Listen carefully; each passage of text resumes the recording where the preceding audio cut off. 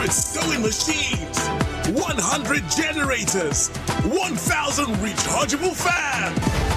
Glow Festival of Joy promo. Dial star 611 hash now.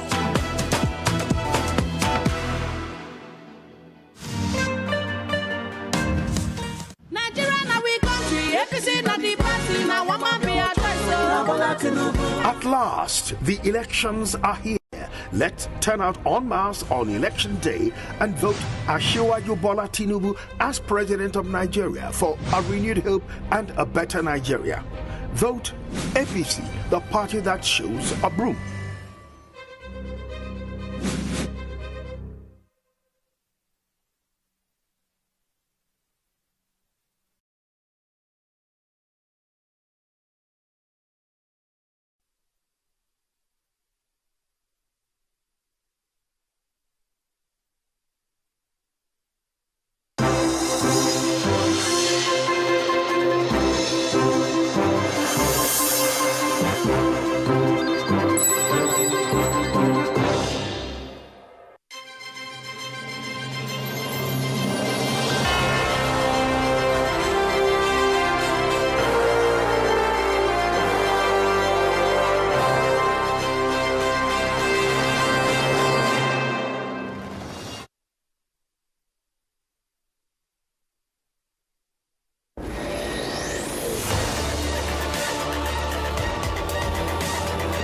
Knowledge is power. Information is currency. Trust us to tell you what you need to hear. Welcome to the program. You're with Arise News in Nigeria's capital, Abuja. Breaking news, exclusive interviews, unrivaled analysis.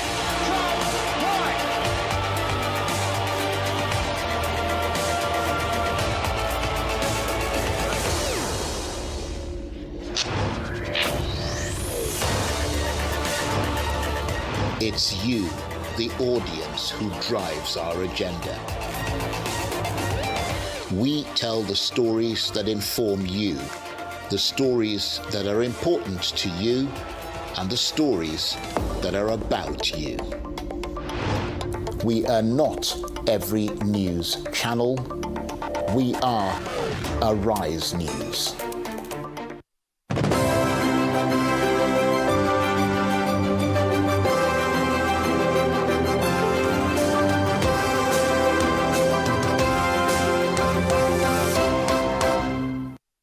Working for Arise remains one of the most enjoyable jobs I've had in my career. It was exhilarating. No day was ever the same. Some days were exhausting. Some days were beyond exciting. But I can guarantee you that no day was ever the same. We interviewed a plethora of people, everybody from Lupita Nyong'o to Alicia Keys to Neo to Tyson Beckford to Gladys Knight. The list goes on and on. It's one of the only shows where you could interview a literary titan and a rapper in one episode. It was never a dull moment at Arise. And one of the things I love most about that network is that Nduka really gave us all an opportunity to find our voices, to work as hard as we could, and to deliver the best product every day. He trusted us, he believed in us, he had faith in us, and we helped him build a global network. And here we are, 10 years later, Arise, still standing. Many networks have come and gone. Some people have tried, many have failed, but here Arise is. Congratulations, Arise. Happy, happy anniversary.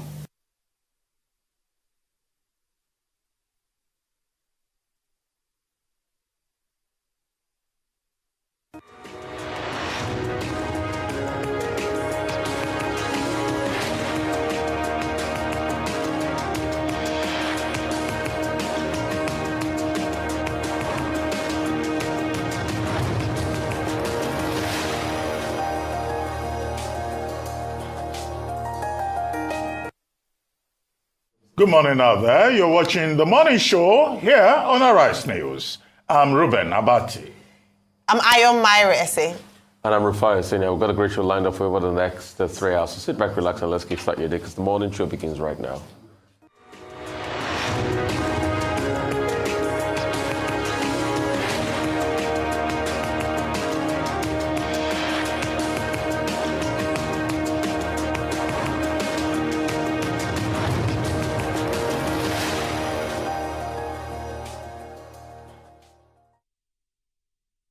Today is a very special day for everyone here and everyone watching us. It was 10 years ago exactly on this day that Arise News was launched. And in that regard, we'll be bringing you the first of two very special reports looking at the first 10 years of Arise News, put together by our own Leila Johnson Salami. Arise News wasn't just another TV news channel. It was from the start conceived as the way for Africa and Nigeria to take its place as a major player in world events. Moving things along, Dr. Olajide Adeniro, the governorship candidate of the People's Democratic Party in Lagos State, will be joining us later on the show to react to the series of attacks by thugs, especially in Surulere area of Lagos State, against his campaign team and supporters. We shall also be engaging Gbadebo Rhodes Vival, governorship candidate of the Labour Party in Lagos State. He will be telling us what he intends to do if elected governor of the state in the forthcoming general election in Nigeria. Let's catch up on news making headlines across the globe. We'll also review today's newspaper with Arise News analyst Emmanuel Defeni. Ology Oppo will fill us in on what's trending around the world. It's going to be all that and a whole lot more today on The Morning Show.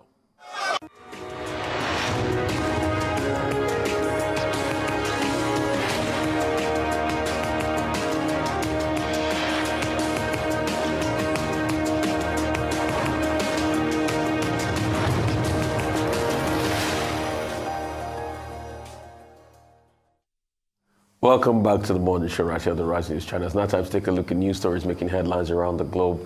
Angry youths in Kano yesterday staged protests following President Muhammadu Buhari's official visit to the state. The youths who were carrying sticks this day gathered were throwing stones at President Buhari's helicopter, however dispersed by security agents who fired shots in the air to scare them away. This was just as the president compared the situation in Nigeria with that of other countries and concluded the country's condition was not as bad as being portrayed by some people. The mammoth protesting youths were shouting, "Bamuso, we don't want you," as they set bonfire along Hitoro Road, where the president left after commissioning the Muhammadu Buhari interchange. The protest came a few days after a similar incident occurred in Katsina, the president's hometown. 2 weeks, 2 attacks on the president. Yes. And while he was on official visit, by the way, the first was when he was on official visit to Katsina to launch some projects, state and federal projects. And this one that happened just on Monday was in Kano State, where he had gone to also launch state, federal, and some private projects. Now, the key thing here, Rufai, is that the Kano State Police Command, the spokesperson, has confirmed, dismissed it as false and unsubstantiated.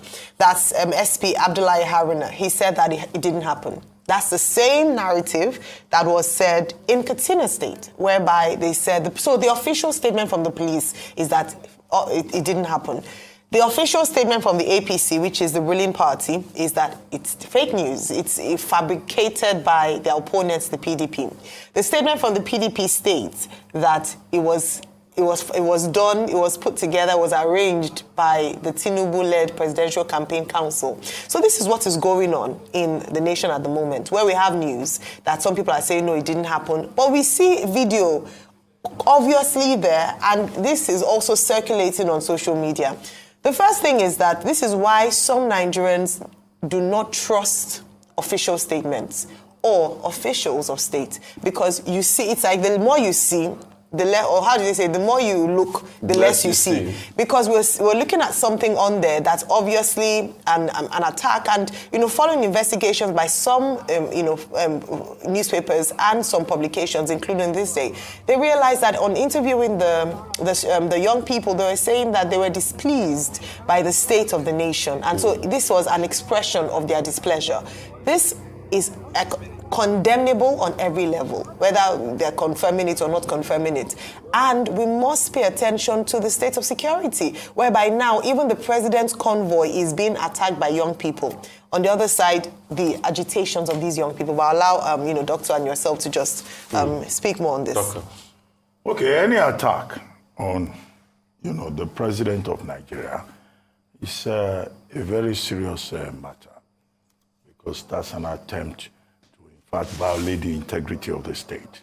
Because if you look at the Nigerian constitution, powers of the state are concentrated in his person. And that is why the security agencies go the long haul to make sure that the president is protected. So any form of attack on that office or person, is unacceptable and is to be condemned. However, what is instructive about this is that the president was supposed to visit Kano before now. The governor of the state appealed to the president not to come. And then later a delegation was sent to him because the governor and his people, as chief security officer of the state, must have assessed the security situation and must have been given a report about the sweltering, rousing anger among irate youths in the state. But then when it was considered safe for the president to come, he was asked to embark on that one-day visit. But again, with that one-day visit, we were told that irate youths carrying sticks, carrying stones, not only attacked the advance convoy, but also tried to stone the helicopter of the president, which went straight from the airport to the palace of the Emir of Kano. And then for the whole day, there were issues within the metropolis, young people expressing their anger. Why I say it's instructive is the fact that the president went to Bauchi. They tampered with his microphone. I'm using that word, advisedly, because he couldn't even make a speech. He had to leave the place. He went to Katsina, he's in his home state. There were irate youths stoning, state vehicles. And now in Kano, the president was also reportedly stoned yesterday. Okay, where's that myth about Buhari as a cult figure in the northern part of Nigeria? That's the question to ask. Is that being eroded? That's the big question. And is this angst that we see among northern youths, is this something beyond the redesign of the Naira? Is this something that you could stretch and say is a comment on the performance of the Buhari administration? Because I always say it here and elsewhere, that a political leader likes to be loved. Love is the oxygen that propels political leaders. And then to go to your own constituency and to have stones being thrown at you, not flowers, then of course that should be disturbing. So, but it's good that the security agencies, the security agents on duty were able to contain the situation and that we have not had any report of any major untoward development arising therefrom. Well, but this is not new. Let me balance it. In 2015, when we that's the Jonathan administration, went to campaign in the north, I recall that, in fact, in 2 states of the north, Bauchi, for example, and also I think in Katsina, these irate youths were out there with their, stones and their sticks, and there were some members of the advance convoy that ended up in hospital. So is this a culture of violence in the north? So that's another thing that the security agencies should look at. Is it that every election time there are some people who come out and they want to fight? However, the matter has been politicized, and it's as follows. The People's Democratic Party has issued a statement to say that, this is the handiwork of Asiwaju Bola Ahmed Tinubu, and that Tinubu does not like Buhari, he's angry with Buhari, that's why he's mobilizing the youth. Can they provide the evidence? Of course, the APC has also responded to say that this is fake news. So we are at a time when people just politicize anything and everything, and I do not consider that to be healthy for the polity. So I just hope I'm given the time to speak. At first, I'll speak for myself, and I'm sure everybody out there totally condemns any attack on the president. It is highly condemnable. He's our president till May 29. You have a grouse with him, you can protest legitimately, air your views. The economy is not working for all of us, but it must not degenerate to the extent of stoning people. People have also politicized that incident and say, oh, if that had happened in the South, you'll have seen a bigger reaction. We must not inflame this country. This country is for all of us. President Buhari is still our president till May 29, and those errant youth should be called to order. Secondly, concerning the denials, I am not surprised. What do you expect the police to say? Wasn't it the police in Kano that denied the bombing when it happened? And 2 days after, the DSS said the police was lying, that they actually saw people. They caught people that drove with bombs into Kano. We interviewed the police spokesperson from Kano on this same show, and he denied. And we all knew that he was lying by his teeth. But finally, we saw what happened. I can't speak further because of the want of time, but probably if I'm given a chance, I'll be able to enunciate my views further on this. We'll take a short break now. Dr. Abati? And when we return, we'll be talking, we've been bringing you the first of two very special reports, looking at the first 10 years of Arise News, put together by our own Leila Johnson Salame. Stay with us. We'll be right back. Wafer Africa and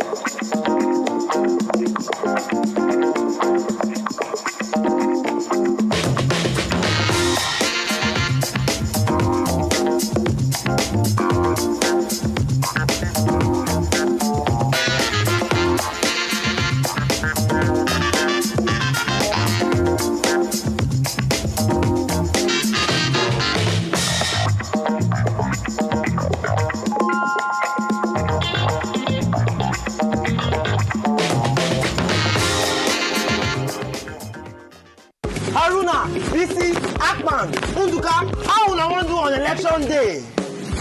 On election day, I go take my PVC. When I reach where I vote to, now broom I go put my hand for Tinubu. Election day, I go take my PVC. When I reach where I vote to, now broom I go put my hand for Tinubu. People of Nigeria, make we all come out on election day and vote Asiwaju Bola Tinubu as president. Make Nigeria for better.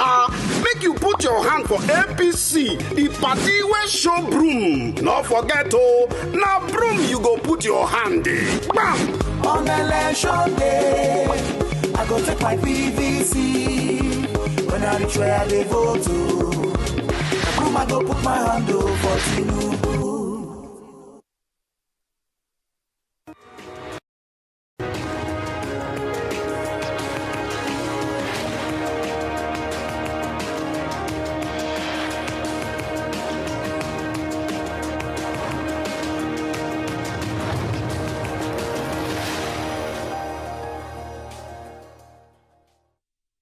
Welcome back to the morning show here on Arise News.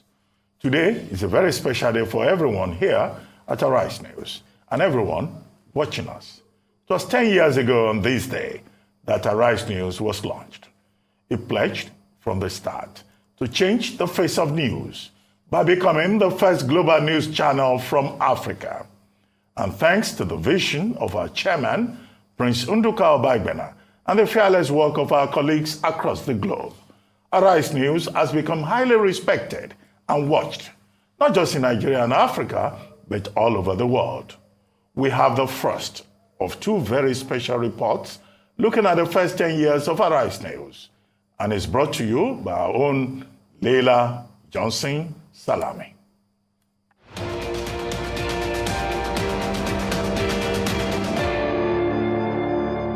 It was exactly 10 years ago that a TV channel was born that changed the way we look at news forever.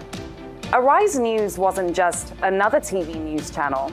It was from the start conceived as the way for Africa and Nigeria to take its place as a major player in world events. And it did that by setting a new agenda. The world to Africa and Africa to the world. It had never been tried before. I'm Leila Johnson Salami in Lagos, Nigeria. We're looking back at 10 years that put Arise News front and center of what was happening in the world. And a lot was happening.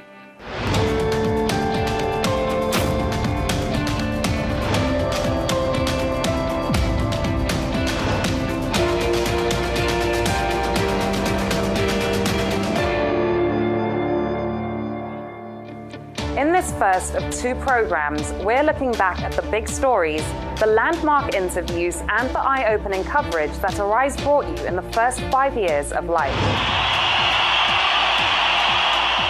Bestriding our world like a colossus, the end of the Nelson Mandela era, how we reported his passing, his funeral, and his legacy.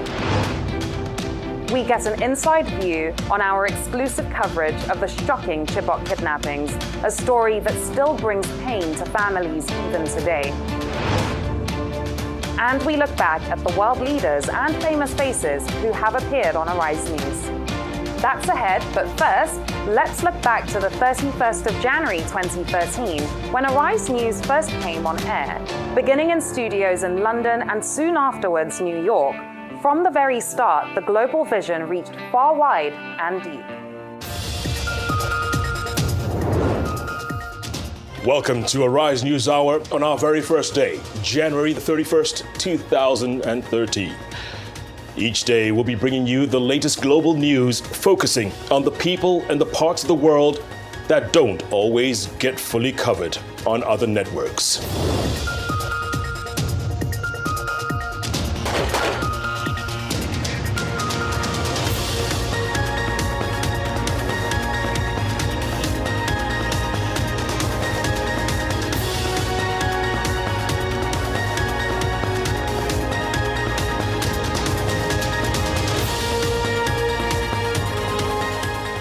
Malian troops in the north of the country are hunting house to house for Islamist insurgents.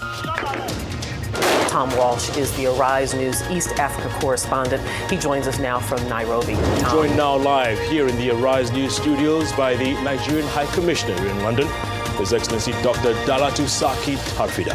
Doctor, welcome to Arise News. There's growing evidence that the nerve agent sarin has been used in Syria. Assad has lost his legitimacy to lead. Well, joining us live from Washington is our correspondent, Malcolm Brown. The death toll is still rising in Bangladesh, 3 days after an 8-story building collapsed. Well, Edward Snowden's fate seems increasingly dependent on whether or not the Kremlin will let him leave the airport. But let's get the details from Moscow now with our reporter, Daria Bondarchuk. So what's the latest? Well, next week, Barack Obama will visit Africa on his first full trip to the continent as U.S. president. Nelson Mandela's condition is now critical. Reporters wanted to know only one thing. How was Madiba doing? Nelson Mandela used 67 years of his life fighting for equality in South Africa. Madiba's moral courage, this country's historic transition to a free and democratic nation has been a personal inspiration to me. It has been an inspiration to the world. Time is running out for Mohamed Morsi. There's now less than 2 hours to go until the Egyptian army's deadline passes. Muslim Brotherhood leaders are calling for 1 million people to take to the streets in Egypt the day after 51 died in protests against the removal of President Morsi. The first pope to resign in 600 years. Could the next pontiff be the first black pope and an African? You're watching Arise News Hour. So my immediate thought was, what's happening here? And I don't think we've heard the whole story. I don't think that popes wake up one morning and think, I've had enough, I'm going to resign. The gold medal winning Paralympic star Oscar Pistorius sat in court in South Africa charged with murdering his girlfriend at his home near Pretoria. You're watching the Arise News Hour, our top story tonight. You're watching the Arise News Hour. You're watching the Arise News Hour. You're watching the News Hour here on Arise. Our top story this evening.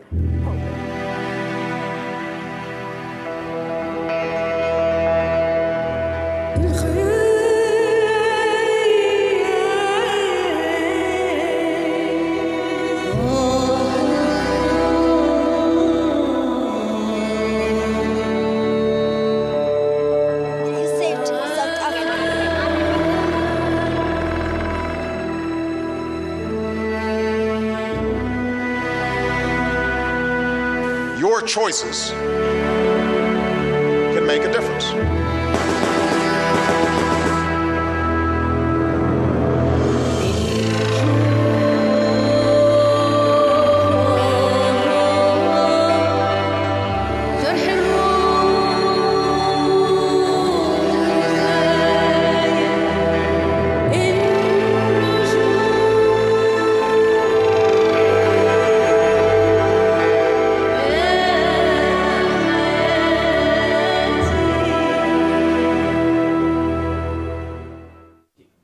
And joining us now is the founder and chairman of Arise Global Media and the This Day Group, Prince Nduka Obaibana.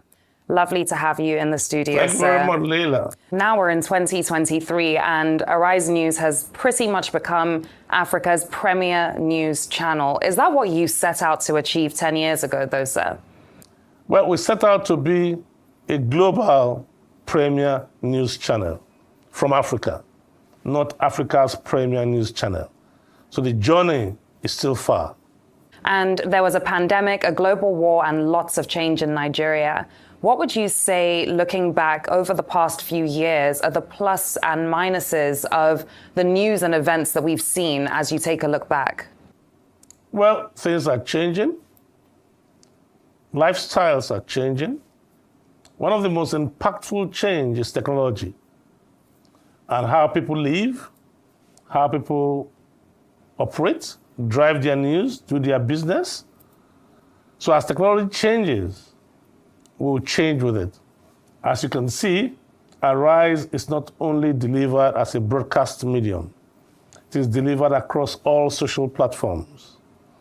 We deliver live on Twitter, we deliver live on Instagram, on Facebook, on Telegram, you name it, we are there. So we are essentially content providers. We are storytellers. We tell this global story from an African perspective. And broadcast medium is a form of distribution, just like social channels. So we'll distribute across all platforms, wherever it is, whatever it is. And we are always at the cutting edge of technology, because technology drives the world. We absolutely are, sir. Let's speak, though, as well about the editorial values of Arise News. What would you say those essential editorial values of the channel are? Our pursuit is of free enterprise. Our pursuit is of social justice and justice. And our pursuit is of freedoms. So we let our journalists tell their stories from their perspectives, defining the agenda, shaping the world, and essentially, we need to tell the African story to the world. We need to shape global events. We need to shape the global agenda. If we shape the global agenda, it will drive in investments, it will put the African right on the table. It's a shame that you have the G20 with only one African member. It's not acceptable.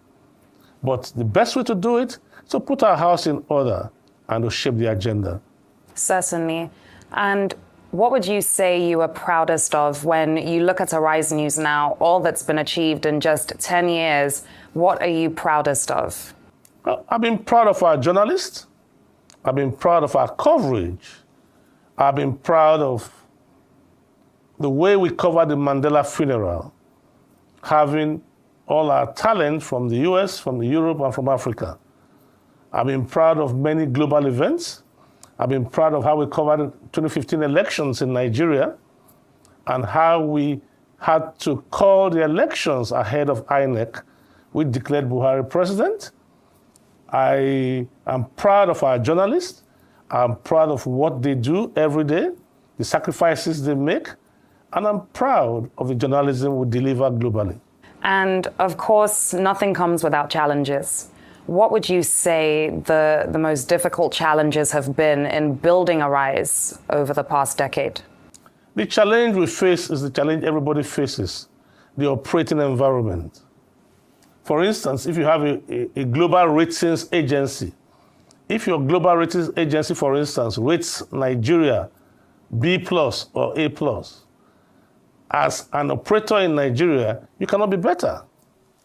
So we face the challenges of the environment, the challenges like everybody of foreign exchange, because we're a global player. We face the challenges of resources, but with every day, there's a challenge. And at the end of every day, we conquer. We sure do. I think that's one thing that's quite thematic with Arise, being bold and being able to conquer and get past these challenges. Let's look towards the future now as well. So what do you foresee over the next 10 years? The world will change. Nigeria will change. As you know, we have a population dominated by the young. We have young people who are striving, who are building boundaries, who are becoming global. So we want to produce and support global champions out of Africa. We want to support global brands like the Dangotes, like whatever, out of Africa. I want to show that Africa can be, and Africa can, and Africa will do it.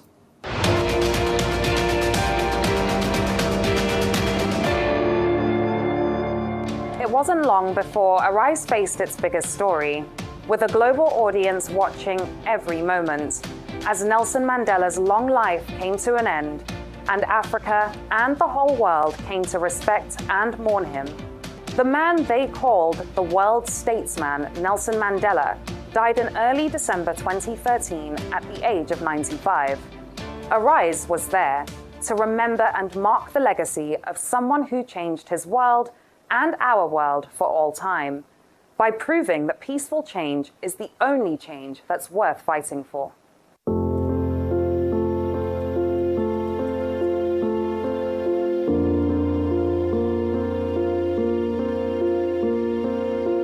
I have fought very firmly against white domination.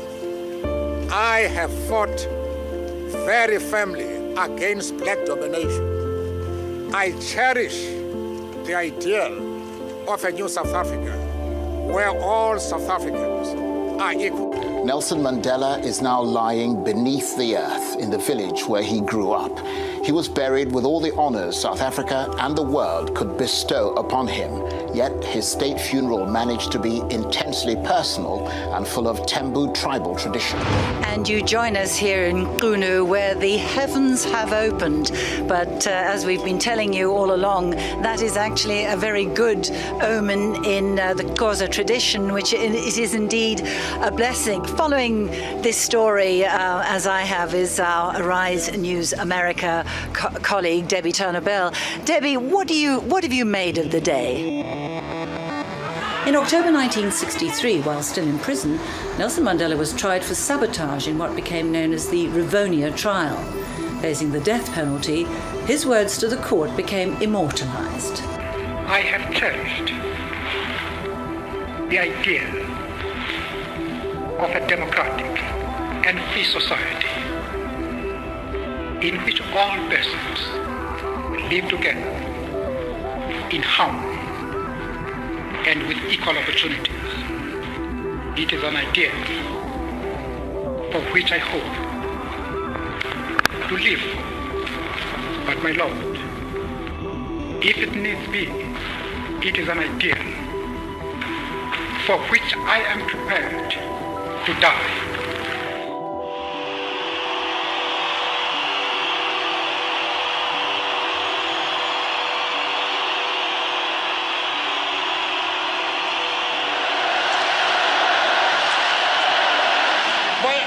The system of white minority domination, humanity will have ensured that never again shall the scourge of racial tyranny raise its ugly head.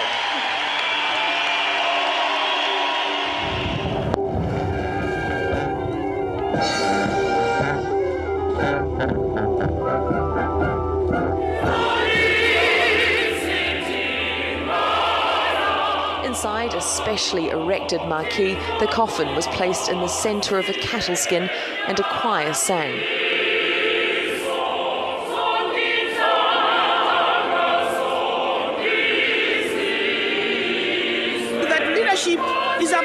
falling in love with the people that you serve and the people falling in love with you.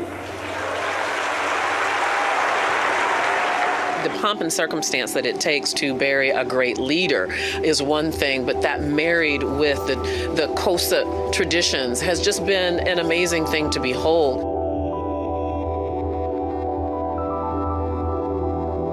We're now joined by Arise senior editor, anchor, and special correspondent Charles Aniagolu. Charles, it's great to have you here because you've been here right from the very get-go, actually probably before that. And one of the most significant stories to have covered in Arise's first year on air was the death of Nelson Mandela, which of course you were directly involved in. What was that experience like? Walk me through it. I think it's great to be here to talk about this. I mean, I've watched this channel evolve over the years, and it's just been absolutely brilliant being part of that evolution. But Mandela, obviously a singular moment in not just African history, but world history. And here we were, an African channel, trying to associate ourselves with all the big stories emerging out of Africa that could help us rise in the ranks of television stations around the world. And then Mandela died. And I remember very clearly that announcement. I think it was Heather Scott, who was my co-anchor at the time, because she is South African, who ran in and said, you know, it's happened. And then Jacob Zuma, who was the president of South Africa at the time, made that announcement. And obviously, immediately, I mean, apart from the incredible loss, you know, it was like this, we've got to do this. This is an opportunity to really set this channel and show how far we can go with our coverage. So it was a very special moment for Arise. And I think that after that coverage, and the quality of the coverage, people started to look again at this channel. And you know, Arise literally means Africa rising. I mean, most people don't know that, but that's where it comes from. So we, in some ways, almost personified the new Africa. And Nelson Mandela's death was our way of announcing to the world that we were not only going to be at the very pivot of those kinds of developments, but that those kinds of developments were synonymous with what we were trying to be, which is a singularly top quality African news channel that competed with the best of them around the world. So it was a very special moment that we had done this. This was the first big international challenge for us as an international channel. And there was no way you could have seen Arise's coverage and doubted that this was an international news channel. I mean, we ranked with the best of them, unquestionably.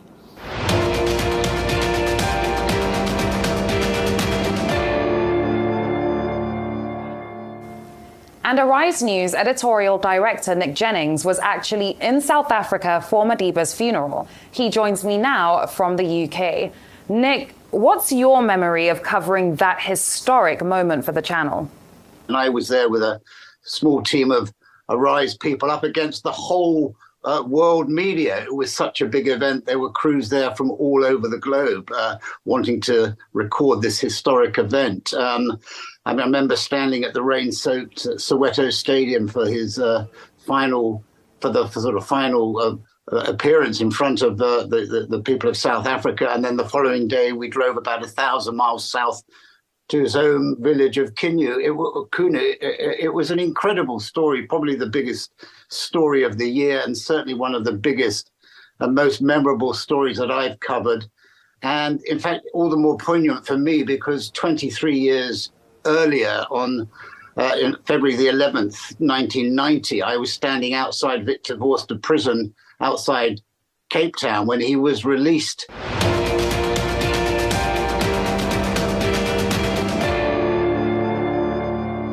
In the dead of night, on the 14th of April 2014, a dusty little town in northeast Nigeria was sleeping when Islamic terrorists drove in and kidnapped nearly 300 schoolgirls from their dormitory.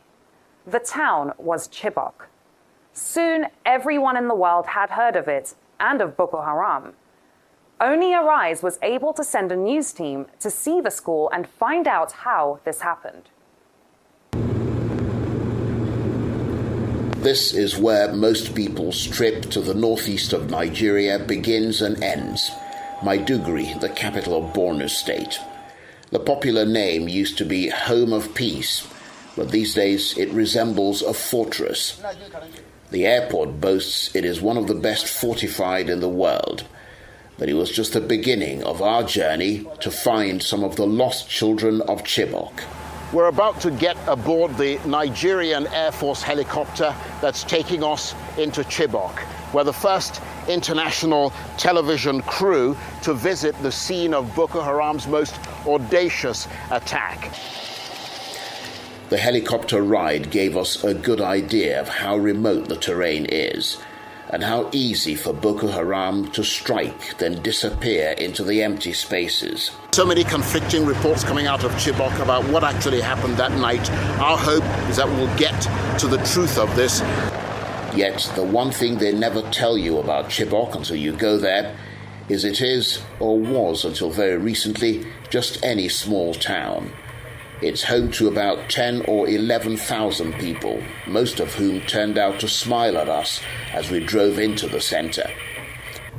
We were the first international TV channel to get completely free access to the school, and the devastation was clear everywhere. We're in one of the dormitories where the insurgents came in and abducted the girls. You can see the wreck.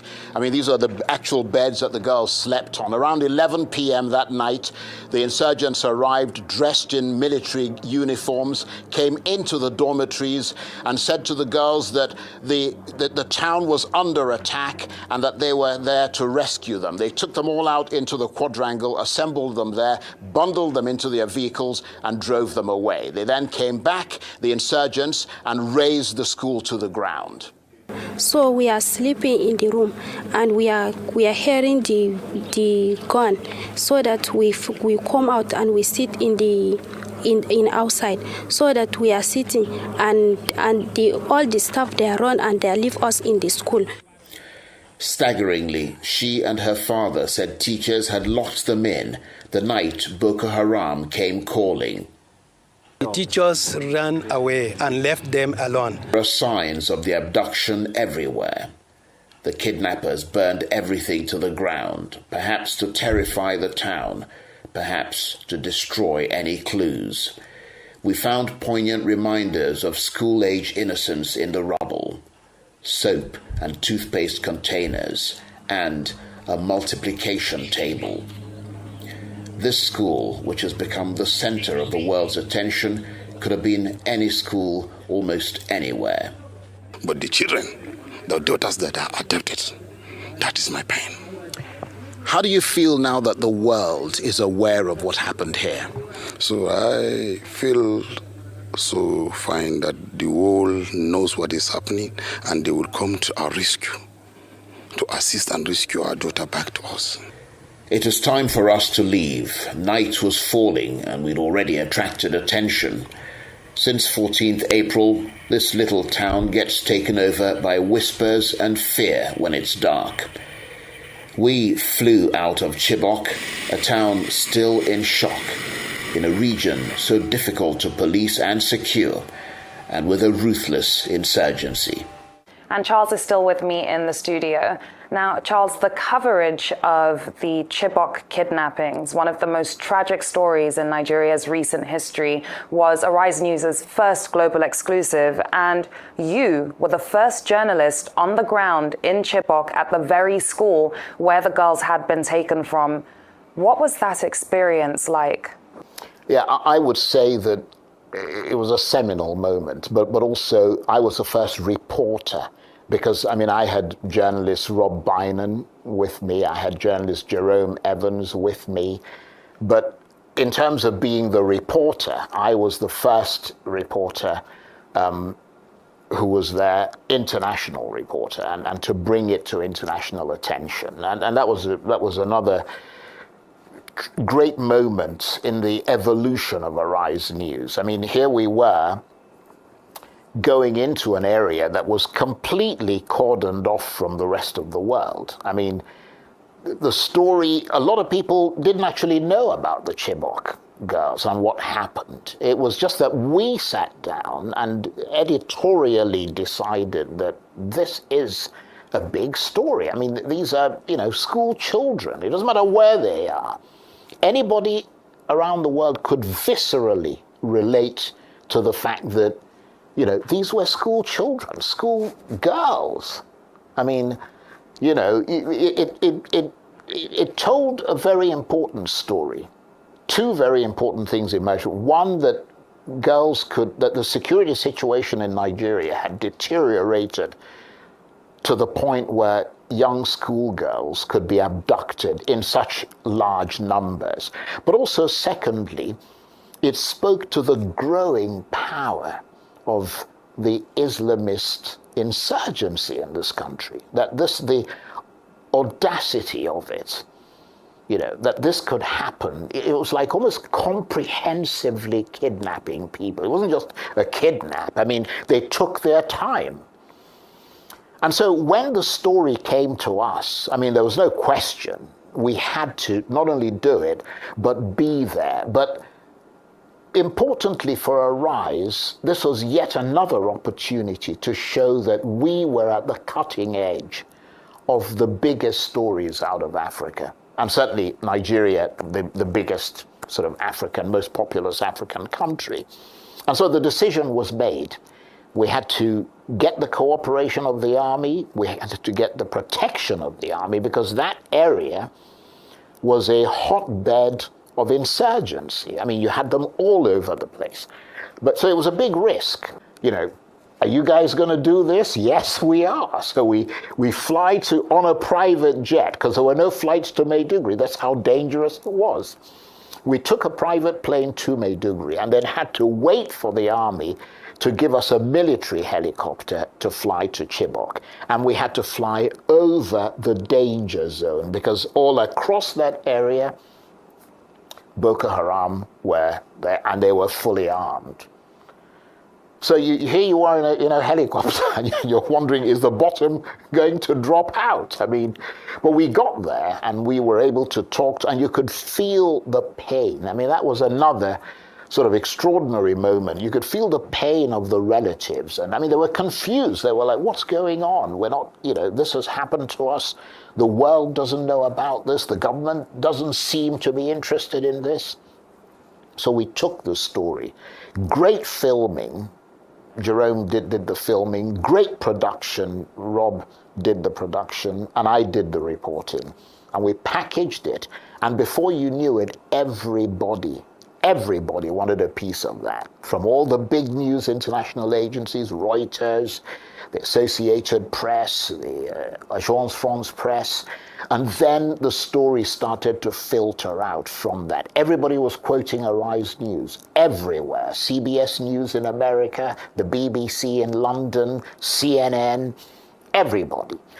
And then suddenly here's, Mrs. Obama with Bring Back Our Girls. And I mean, it became a global phenomenon, if you like. And that's the kind of thing that Arise was trying to do. And that's the kind of thing that Arise succeeded in doing.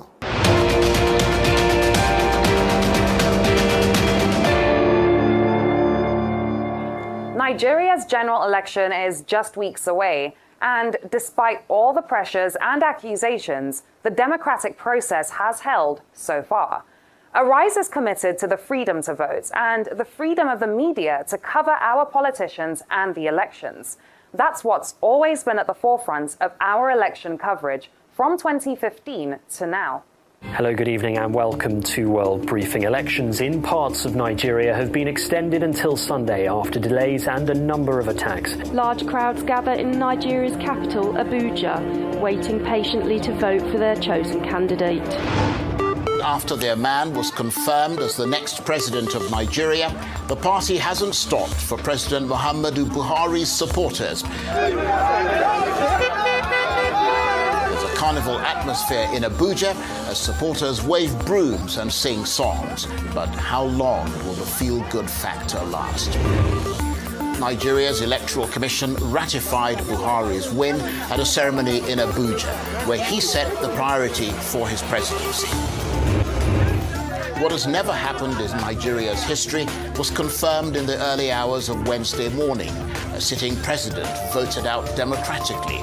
Such change had always come through the barrel of a gun, but this time they did it through the ballot box. Fears of vote rigging and intimidation did not materialize, barring a few isolated incidents. As dusk fell, President Jonathan telephoned General Buhari, extended his congratulations, and conceded defeat. Observers say Mr. Jonathan's name will forever be etched in the annals of history as a hero and a statesman. Well, just before dawn, the Electoral Commission completed the final count and confirmed the news reported by Arise Television almost a day earlier. For Nigerians to participate in the democratic process, that is one legacy I would like to see endure. The violence that marred the 2011 election has so far been avoided. With a war against Boko Haram insurgents still underway in the northeast, Nigerians will hope the peaceful vote can set the tone for the years to come. As Arise News' reputation spread around the world, some of the biggest names in politics and international affairs appeared on the channel for exclusive interviews. Some came on to be held to account. Some to explain the news and their role in it. And others just appeared for our entertainment.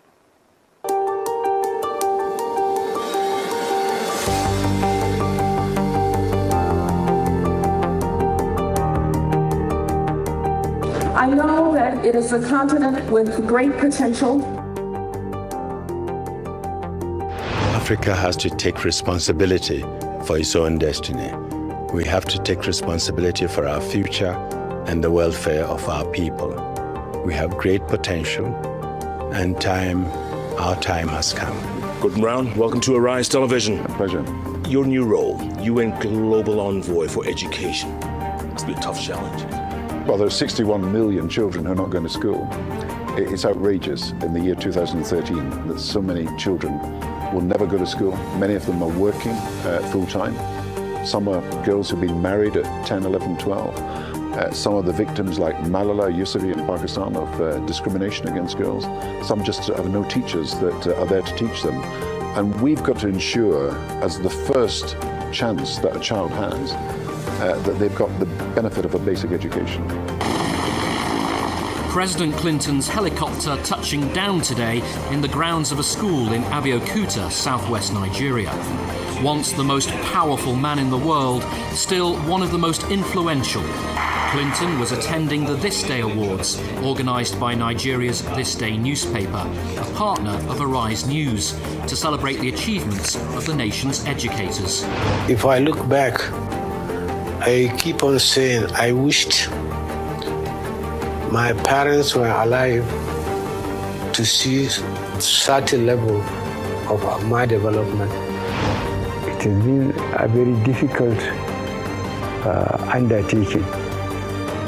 But we closed the borders, we stopped smuggling, we asked Nigerians to grow what they will eat and eat what they grow. Coming up in a hot second, the amazing, prodigiously talented, red-hot John Legend. Stay with us.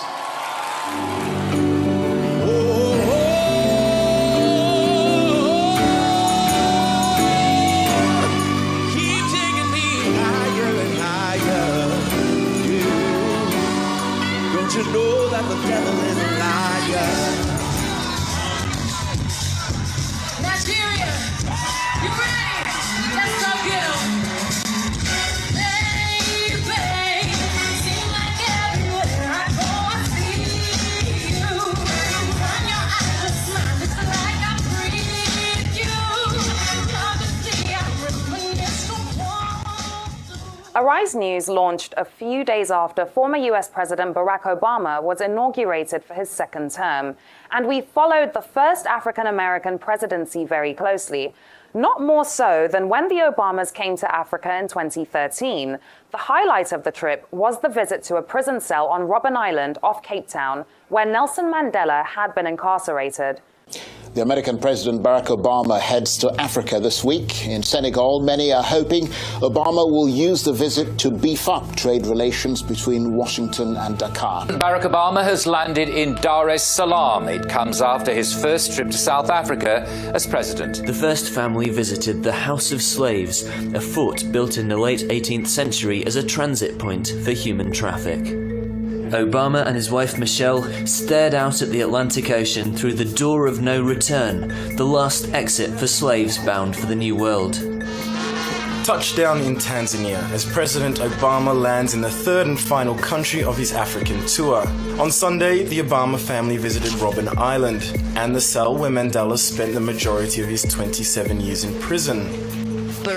Speaking to students at the University of Cape Town, Obama told them not to underestimate their potential. Your ideals, your willingness to act on those ideals, your choices can make a difference. On a previous visit to South Africa, Obama declared, "I have the blood of Africa within me." For many eagerly anticipating his arrival, those words will still hold enormous significance. And Charles, you accompanied US President Barack Obama on that historic visit to Africa, a pivotal moment and key coverage for the channel.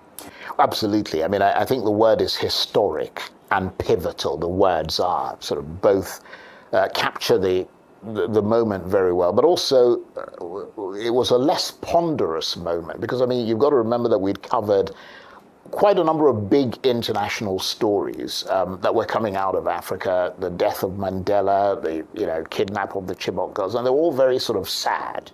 But Obama's coming to Africa was like this great champion returning to his home. I mean, because he was literally the first African-American president. I mean, he was half African, so it was a very significant moment, but also perhaps more so because we were working with an African channel and we were bringing that story in a uniquely African way to the people of Africa, and not just the people on the continent, but people of African descent in the United States. A lot of African Americans opted to watch Arise News because they wanted to get that home turf coverage. But that sense that here we were at the very, at a very important moment in not only the history of the United States, but perhaps more significantly, the history of Africa.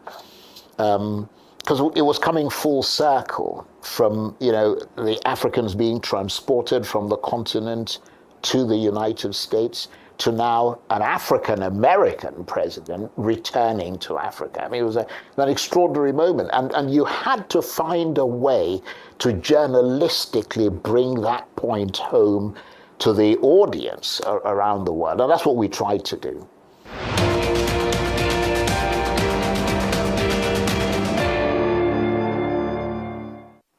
And it's not just the big names that we've had on the channel. Arise News has been at the forefront of storytelling, producing countless award-winning programs and documentaries.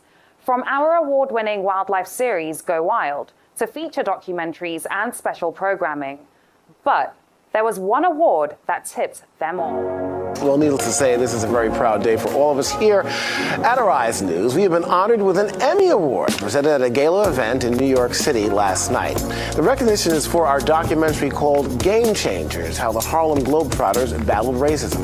Let's take a look at an excerpt. We put the fun in the game. They're not giving us the recognition that we would have gotten because they're not publicizing us, they're publicizing the NBA.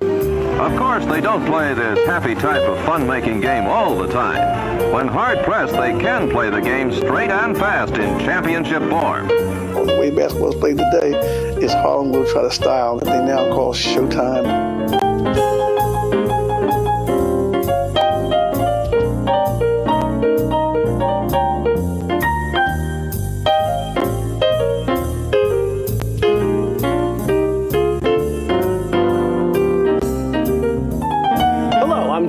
uniforms. At every competition, they were the top attraction, but paid less than those they played against. Eager fans would line up for autographs, but wouldn't let them into their restaurants or hotels.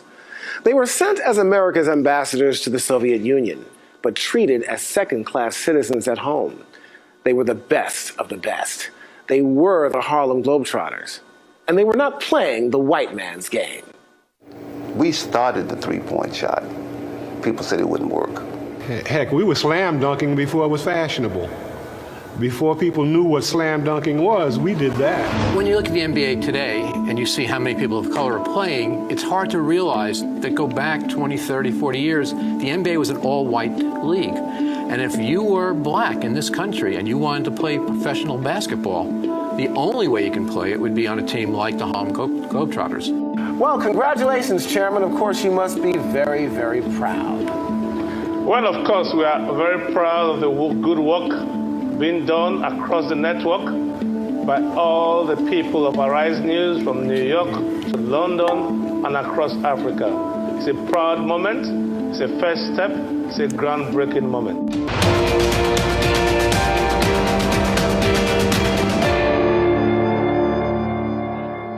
In February 2013, Arise covered shocking news about a South African sporting hero. The Paralympic sprinter Oscar Pistorius had shot and killed his girlfriend Reeva Steenkamp at his home in Pretoria. Arise covered the news and the extraordinary legal wrangling that ended with Pistorius being eventually convicted of murder and jailed. He could be out on parole this year.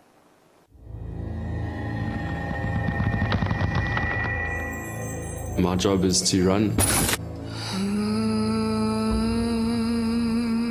There's no race where I haven't envisioned coming out on top.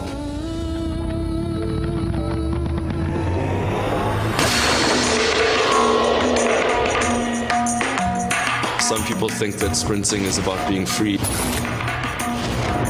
I think it's probably the opposite. You can run and rather run yourself into the ground literally than give up and go slower. How do you plead? Not guilty, my lady. You killed her. You shot and killed her. This is what you really come to do. My job is to run.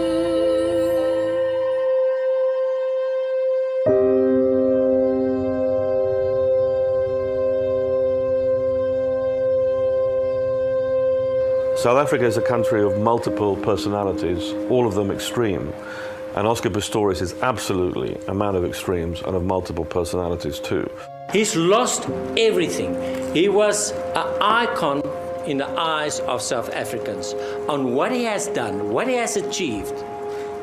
He was denigrated to the extent that all that was left was a rage killer, a cold-blooded killer, a liar, and everything that's horrible.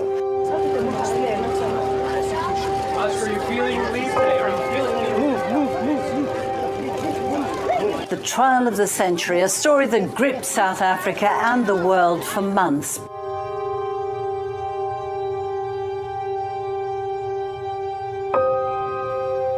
The superhuman Olympic star who killed his girlfriend and destroyed his life in a moment of madness on Valentine's Day. South Africa's favourite son, the double amputee who beat insurmountable odds to become the Blade Runner and win worldwide acclaim before destroying himself with a flaw in his character. The prosecution and defence spent hundreds of hours combing through the evidence in a televised trial that became a media circus. Thousands of newspaper articles poured over Oscar Pistorius' character, his private life and his past.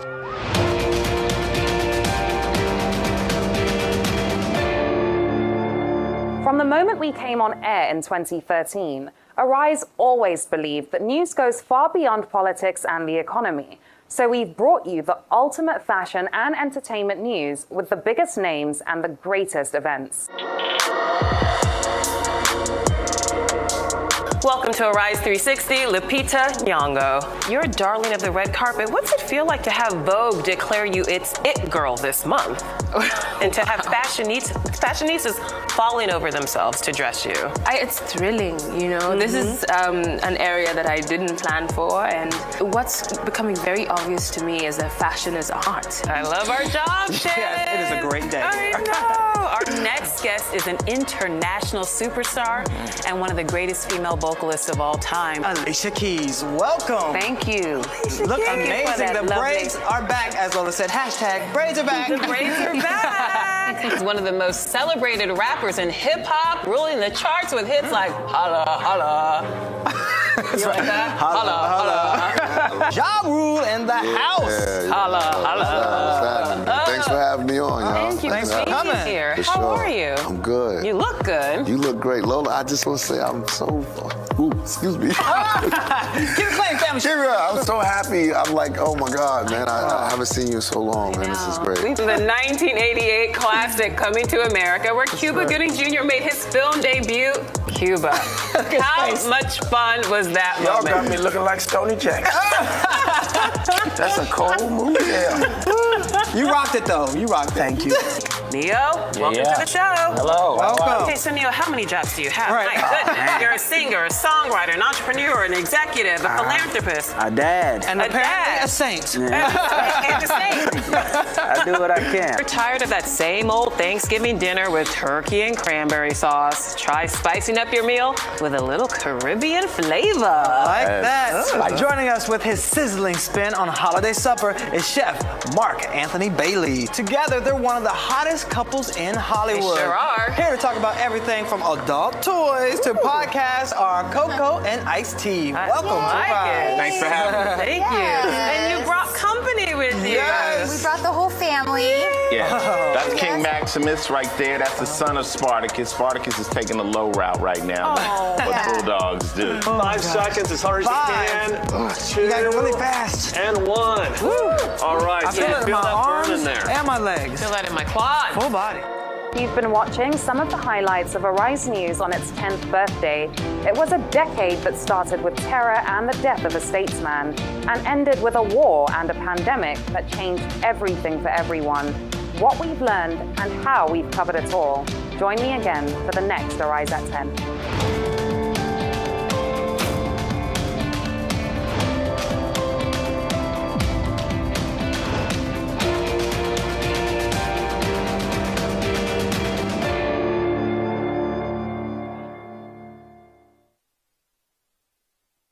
Quite a very robust report there. 10 years. Content development, content distribution, shaping national agenda, shaping the global agenda, reporting Africa to the world, and reporting the world to itself. Congratulations to Arise News. 10 years celebration. Quite a remarkable journey so far. Maybe before I make any comment, let me come to you guys first. Ayo. Okay. Yeah. I like to consider myself Arise's newest baby. So I'm the last born, at least for now. Yeah, baby. Full grown woman. She says she's a baby. Okay. I understand. Okay, so I'll let Rufai speak. And then No, go ahead, as Ayo. the- No, go ahead, please. Okay, so in terms of just being here and watching the history, it was so good to hear from, I would say, the pioneer staff of Arise News Channel and see how we've evolved, how we've grown. It was great to just reiterate the fact that we were created. The name Arise stands for Africa Rising. So telling the world's story from an African perspective, such a big vision. Because we have different platforms, but I mean, you've been here for how many years? So great. Yeah, I mean, so I'm also a baby here. If I can go ahead and use your word, I think knock on wood, 4 years now.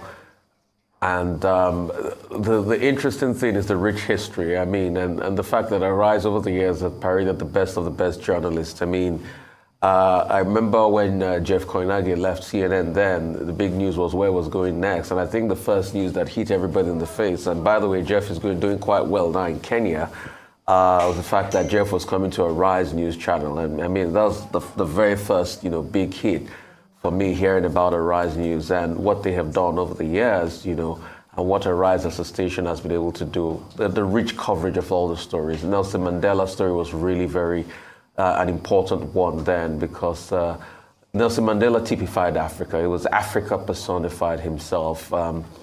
He was a man that showed everybody in the world how to forgive after leaving Victor Verster prison on the 11th of February 1990 and trying to build a country. And one part a lot of people don't say enough about Mandela is the fact that South Africa could have tipped into a civil war, because at that point in time, Chris Hani was killed in 93. I knew there were lots of talk about possible civil war, but Mandela calmed the country down. And that was why he was shown all the love. And Arise News Channel was there to cover all of that. And you can't forget the story of Oscar Pistorius, you know, with River Steenkamp, you know, before Oscar Pistorius finally got docked and all of that. Then the Chibok girls, you know, which is another very important story. And Arise News Channel was the very first international channel to go out there, cover the story, get on the ground footage. So over the years, and you know, in entertainment, we've held the best events. You can see all the great stars, Ja Rule, Beyonce, Neo, and the likes, and other people like that. The best stars, the best journalists, the best angles to the stories, you know, in-depth research, the best arguments, robust arguments, because we have a lot of that in the back room here. And it just shows that Arise continues to place the trend. And I'm not surprised that Nigerians and the world in general has accepted Arise. And Arise is rising and doing quite well. It's phenomenal, it's sensational. Kudos, 10 years, many more years to go. Dr. Bati? Okay, yes, I wanted to make, some comments. You know, in business schools, they teach something they call case study. They look at the business and they look at the case study in terms of values, in terms of the highlights of that particular business. And I think in this particular case, we can isolate a number of points. One is vision, tenacity, determination of the founder and the chairman of Arise News, Nduka Obagbena, who came up with this. Now, when Arise News started, I recall I appeared on the channel, I think first in 2014 in the New York studio. At that time, I think they were in New York and in London before they expanded to Johannesburg, and then much later they came to Nigeria, and they kept at it. And the funny thing is that, there were people who were saying, this thing that they have in New York and London, what does he think he's doing? Okay? But he kept at it. So the thing about business is that you have to be determined. You must have that vision. You must have that focus. What we're celebrating today is a fruition of that determination, of that commitment. And as it has been with Arise News, so it was with This Day newspaper. When This Day newspaper came onto the market in those days, I remember 94, 95, people used to say, oh, this paper. But this came with a lot of innovation. Color pages, back page columns, and at the end, it became the trend. Just the same way that Arise News. So salute to the doggedness, the creativity, the inventiveness of Prince Nduka Obagbena. That's one. Number two has to do with the point that he himself made about reporting Africa to the world and setting a global agenda. One of the major problems in information studies has to do with what is called the New World Information Order.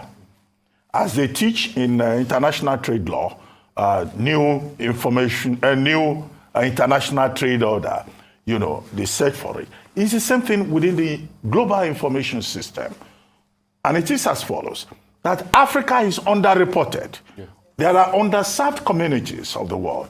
What Arise News has done in 10 years is to contribute to changing the narrative, telling the African story, telling the black story, the black man story, to black communities and also to the world, and getting a foot into that global agenda. That's the relevance of some of those highlights that Leila Johnson Salami has shown us.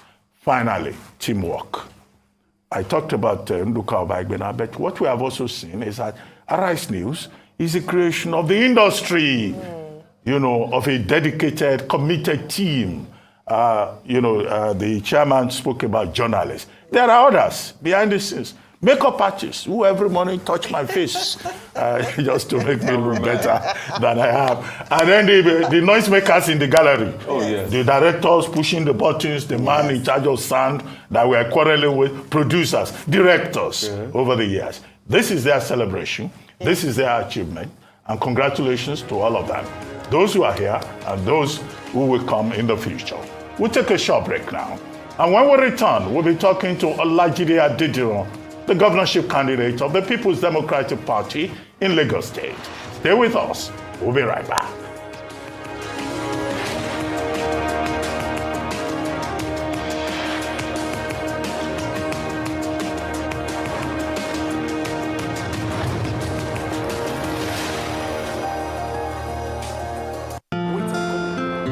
I've been running my business on my own, trying my best to get it to the next level, but I really need some help to get ahead. I know just what to do, I'll vote it for my loans, overdraft, step by step to my dream business we vote. Salary earners, entrepreneurs, get your loans with no collateral. Quick sign up, zero paperwork, step by step to your dream business we vote. Vault is available to individuals, SMEs, and corporate customers. Download Vault by Polaris Bank from the Google Play Store or Apple App Store to get started today.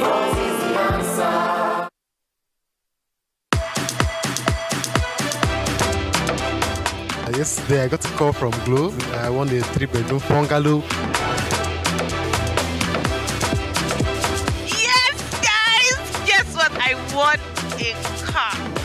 I won a generator by participating in the Festival of Joy promo by Glow. Hey, Glow don't do this one for me.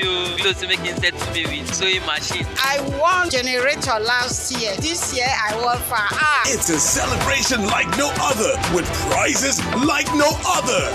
20 new houses to be won. 24 brand new cars. 200 sewing machines, 100 generators, 1,000 rechargeable fans. Glow Festival of Joy promo. Dial *611# now.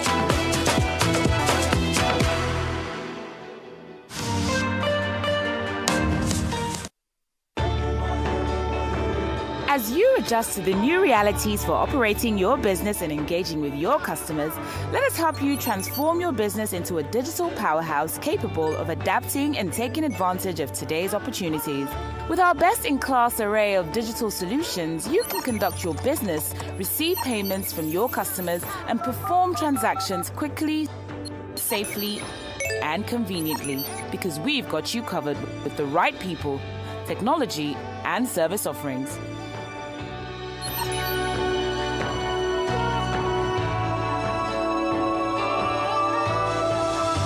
Contact us today and let us take your business to its zenith. Zenith Bank, in your best interest.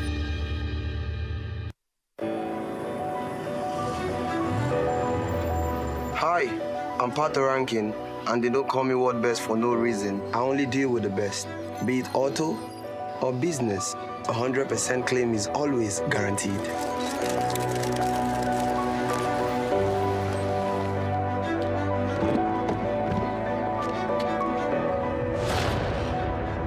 Welcome to World Class Insurance Services.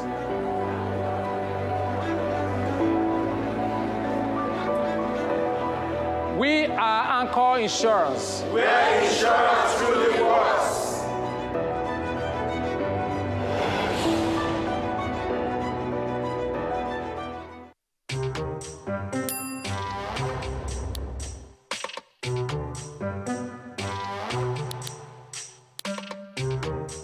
I'm about to serve better breakfast. If you're in Lagos, you need to see this.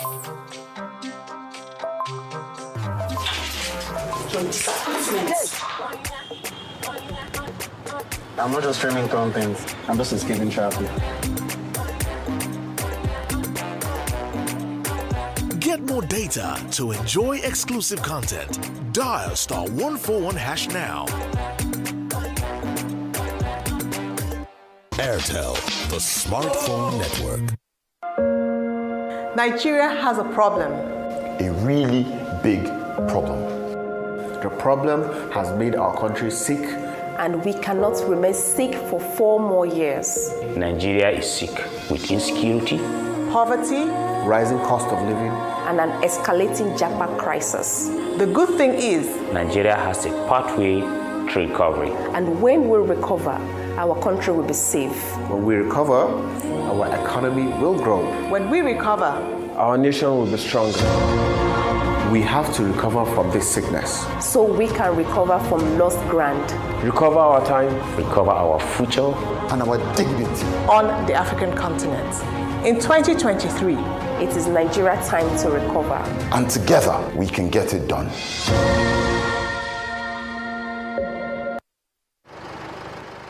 Emergencies happen when you least expect them to. It gets worse when you are cash-strapped. No need to despair. First Advance has you covered. You can get that urgent cash right now on First Advance. With First Advance, salary earners can get up to 50% of their salary. No hassles. As long as you earn a monthly salary and your salary account has been active for at least 2 months. It doesn't matter if you run a salary account with First Bank or any other bank. Just dial *894*11# or simply dial *894# on your mobile phone. What's more, when you open a First Bank salary account, you can enjoy 0 charges and free debit card issuance. Download the First mobile app on Play Store or App Store today. Log in to experience First Bank digital banking. Select loans, select First Advance, and follow the prompts to receive your loan. Don't let that urgent need get the best of you. Get First Advance now. It's as simple as dialing *894*11#. First Advance. Fast, convenient, secure. You first. First Bank. This is a different kind of energy.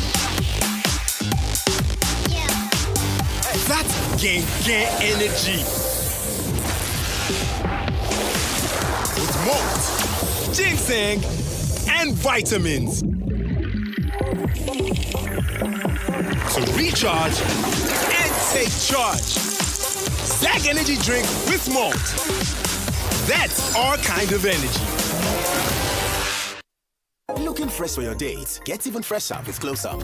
New Close Up Triple Fresh formula. It cleans deeply, fights 99% of bacteria, and cools intensely, keeping you protected and fresh. Protected and fresh. Protected and fresh. Let's take a picture. Protected and fresh. Still fresh, still protected.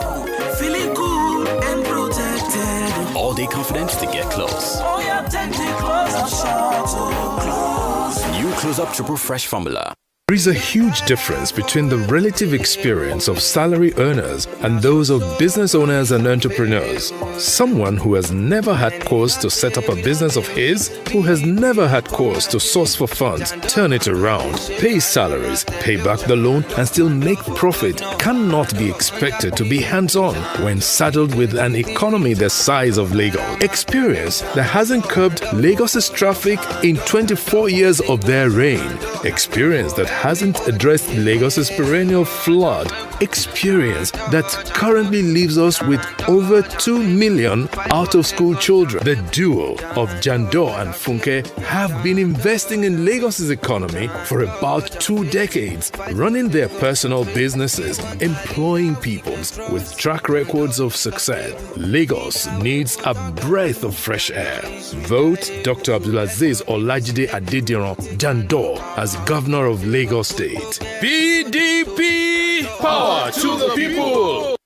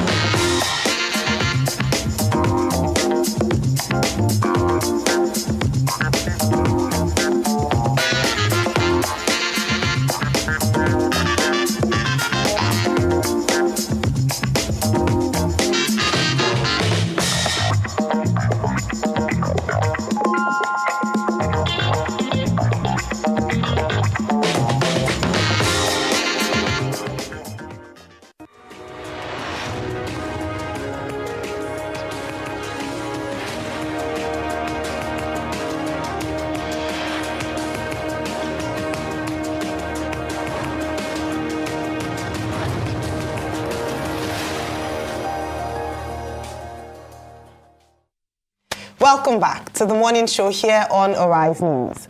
The People's Democratic Party, PDP in Lagos State, have accused the ruling All Progressives Congress, the APC in Lagos, of high-handedness and imperialism. The main opposition party in Lagos State was reacting to a series of attacks by thugs, especially in Surulere area of Lagos State. In a statement issued by Hakeem Amadi, the PDP publicity secretary in Lagos State, he described the recent attacks as repugnant to the deepening of democracy in Lagos. Amadi stated that sponsored thugs unleashed violence on persons in different parts of Surulere ahead of a scheduled visit of the governorship candidate of the PDP, Olajide Adeola, popularly known as John Burke. The thugs vandalized the PDP secretariat at 2 Shitu Street, Abuja, leaving several party members with various degrees of injury.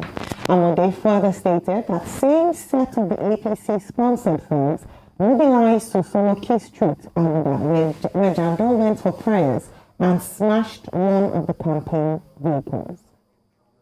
Joining us now on the morning show is Olajide Adediran, the governorship candidate of the People's Democratic Party in Lagos State, popularly known as Jandor.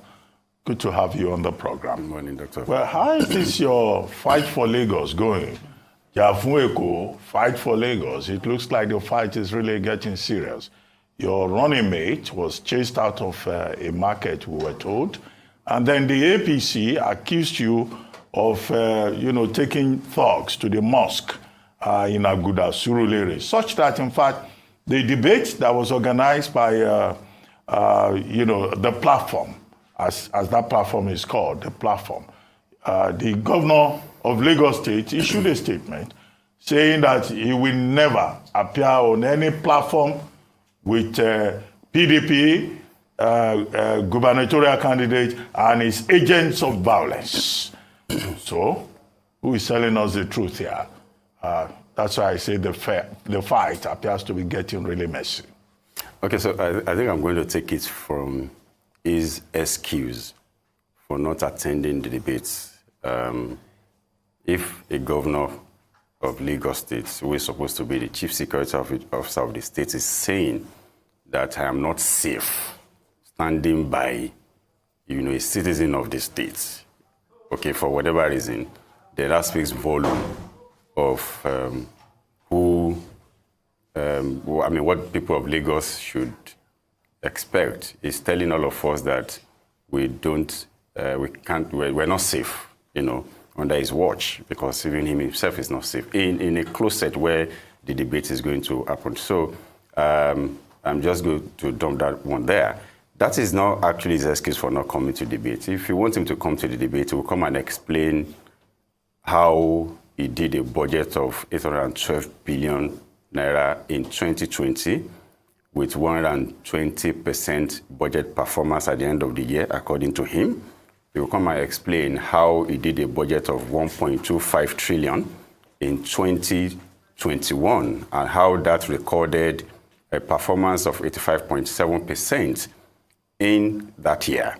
He will come and explain how he had a budget of 2022 of 1.758 trillion with a performance of 77.9 in the second quarter of that year. Yet, you still have a poverty rate from 4.5% in 2019 when you took over, and now 8.5% today.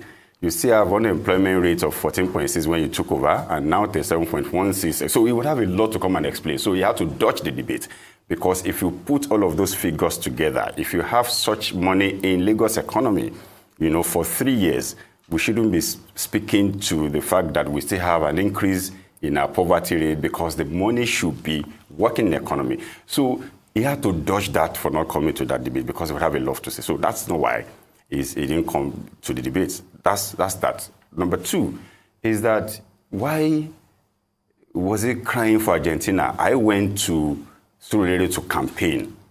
I was attacked. And he said, I went to the mosque. Did I take gun to the mosque, go and shoot the imam or what? Or the people I went to campaign to? And there have been sequence of these happenings, attacks in the last 1 week. And immediately he issued that statement. I said, okay, this is the reason why this attack has been intense. Perhaps he was looking for something to ride on so that it won't be part of that debate. Because that debate has shifted about 4 times. You know, we also have had that debate. It shifted about 4 times, saying he wanted to commission the 2 bus stop rail line. He wants Buhari to come and commission the deep sea port. Which one? What is the one with the deep sea port? It's not the Lagos State project. We're just a landlord with some percentage, and all that. So because he has nothing to show for his 4 years in office, he had to excuse himself. And whoever advised him to do that, I think they've done it. But, as far as the debate is concerned, if you watched it, for me, he was on that podium. I was seeing him there, and that's why you see that I call him out like on 2-3 occasions to say, I know you are there, so you should be listening. Why we are here today is because you didn't do well, and we're going to take this office. Because in that debate, the last time he went for the debate was 2019. And when he flagged off his own campaign in 2019, his own campaign, MC Oluomo was stabbed in his neck that day, in his very front. He didn't, because of that, not to go to that debate. He went to the debate thereafter. So why this excuse of there is act of violence, that's why I won't go to a debate? A chief security officer of the state. So what is he saying to all of us? That we are not safe, that he's not capable of even securing his own self, let alone all of us. I think for me, that's how I react on that one. So the spirit of attack is becoming unbecoming, and we need to do the needful. It wasn't an attack on me. It was an attack on the people of Lagos, on the people that were working together. You see, Funke went to markets, as usual, to speak to the people in the markets and campaign. I mean, we have constitutional backing to do this. Okay, and she was chased out of the market. I wasn't there, and I had to call her to retreat with talks. I went to Oworo. They mounted a barricade that will not come into Oworo. These talks. And the commissioner of police, I said to the commissioner of police, I said, I am going to go down with my car and walk into that place. And the man said, I'll call the area commander. I walked in there.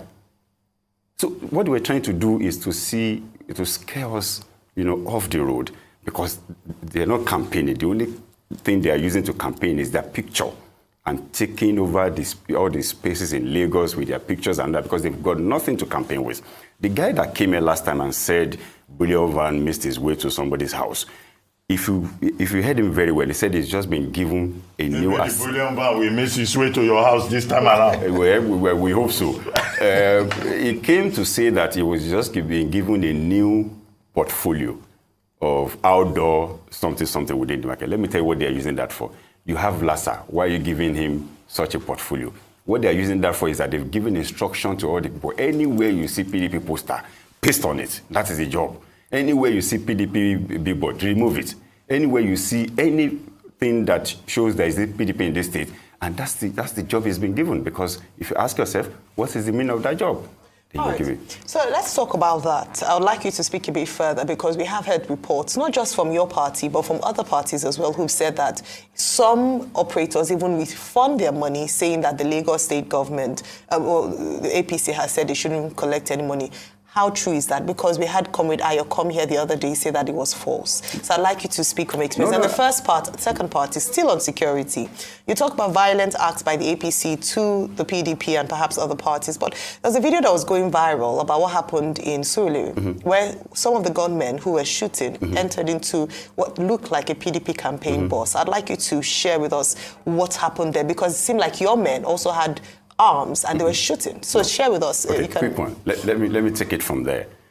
That's our car. It was hijacked, and we're still looking for it up until this moment. You'll see that the car was turned around, okay, by the gunmen. It was hijacked. Until today, we're still looking for that car. So you're saying they were APC men? Of course. We were the one that went there to campaign. I don't know if you understand. And it's been happening in Surulere. The first day in Surulere, it happened. I called the commissioner of police. He addressed it. The second day it happened, I was there with even the people from the area C command and everywhere. They saw it. DSS were there. So they quickly had to go to town with the story of saying this is Jandor vehicle and this is it and all of that. But it won't work. So everybody knows that. Now let me go back to the issue of this billboard. I came here on this station to bring that case to Court of Public Opinion to say this is what is happening in Lagos. And this as far back as October, when campaign started. We paid Afromedia to say we want to fly our campaign. They put it up. They went to ask them to bring it down. So they refunded our money. I brought the check here.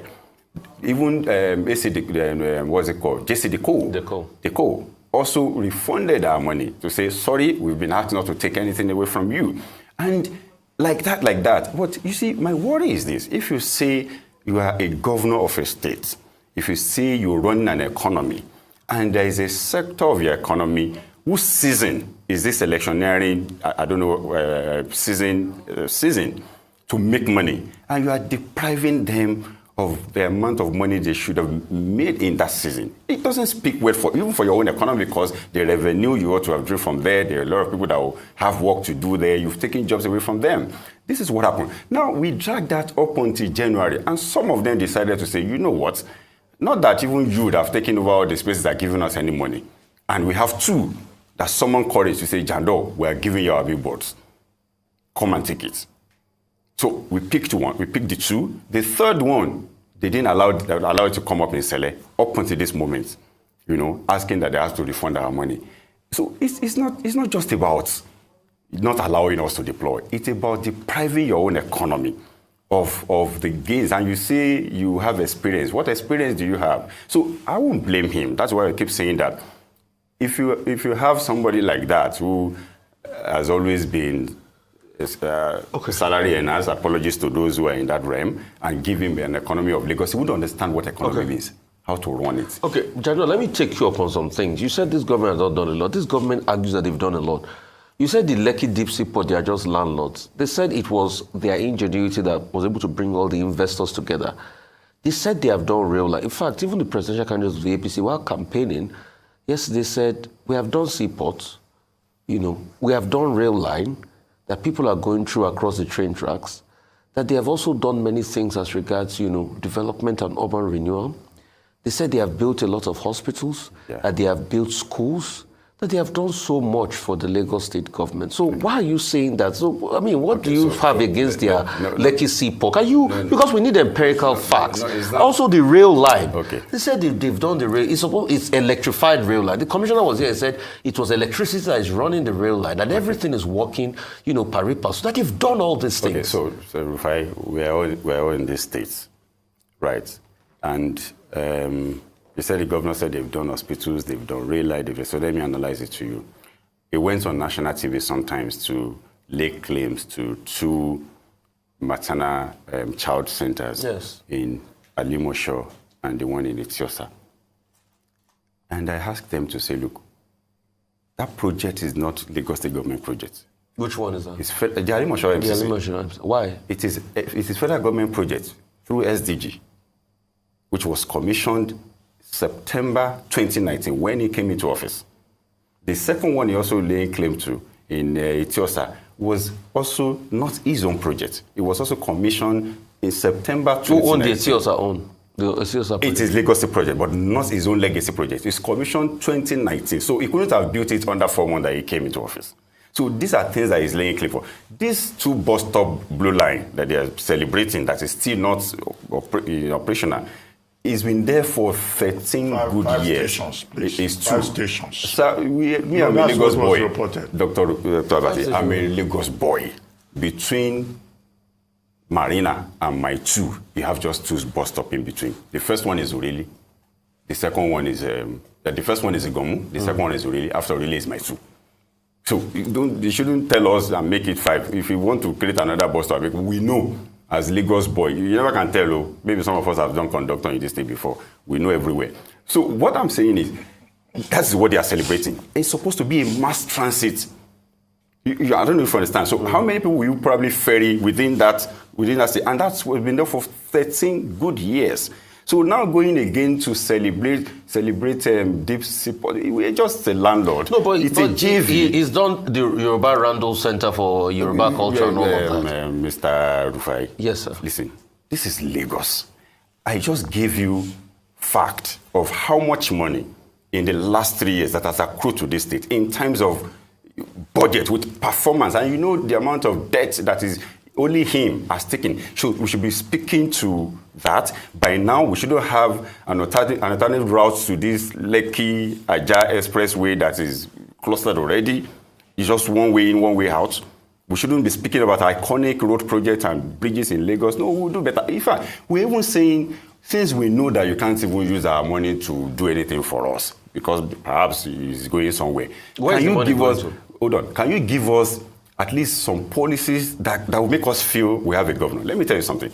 What happened with Barrister Rahim in Etiosa, the woman that was shot on December? We've been having this over and over again. So if I were him, I would look at which one can I control? I don't know if you understand. We don't have general hospital in Etiosa. The land given by the community for them to be general hospital is where you have Royal Garden Estate today. They converted it to personal stuff. We'll come to that later. Yeah, so Royal Garden Estate was supposed to be for general absolutely, hospital? Yes. And it was converted? Yes, it was converted. Now listen, this governor, what I would have done differently with that Rahim to avert replica of what happened was to say, you know what, there is a law which says every hospital must take anybody with gunshot wounds.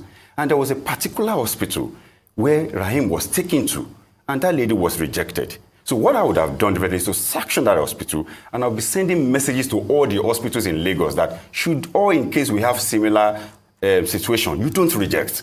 You just have to do it. But he kept quiet. He rather choose to go to Abuja and take photo of the IG to make us feel something is happening. You said something, I would like to interrogate. You said Lagos money is going somewhere. Where is Lagos money going? No. Of course. Okay, where is the money? I just gave you almost 4 trillion naira now in budgetary allocation. Where is he sending the Lagos money We don't know. We'll ask him. Maybe when we get to the office, we'll get... Can we talk about what you intend to do? Yes, what we intend to do. One of the issues that came up at that debate over the weekend at the platform is this issue of thuggery, how thugs have become kings in Lagos.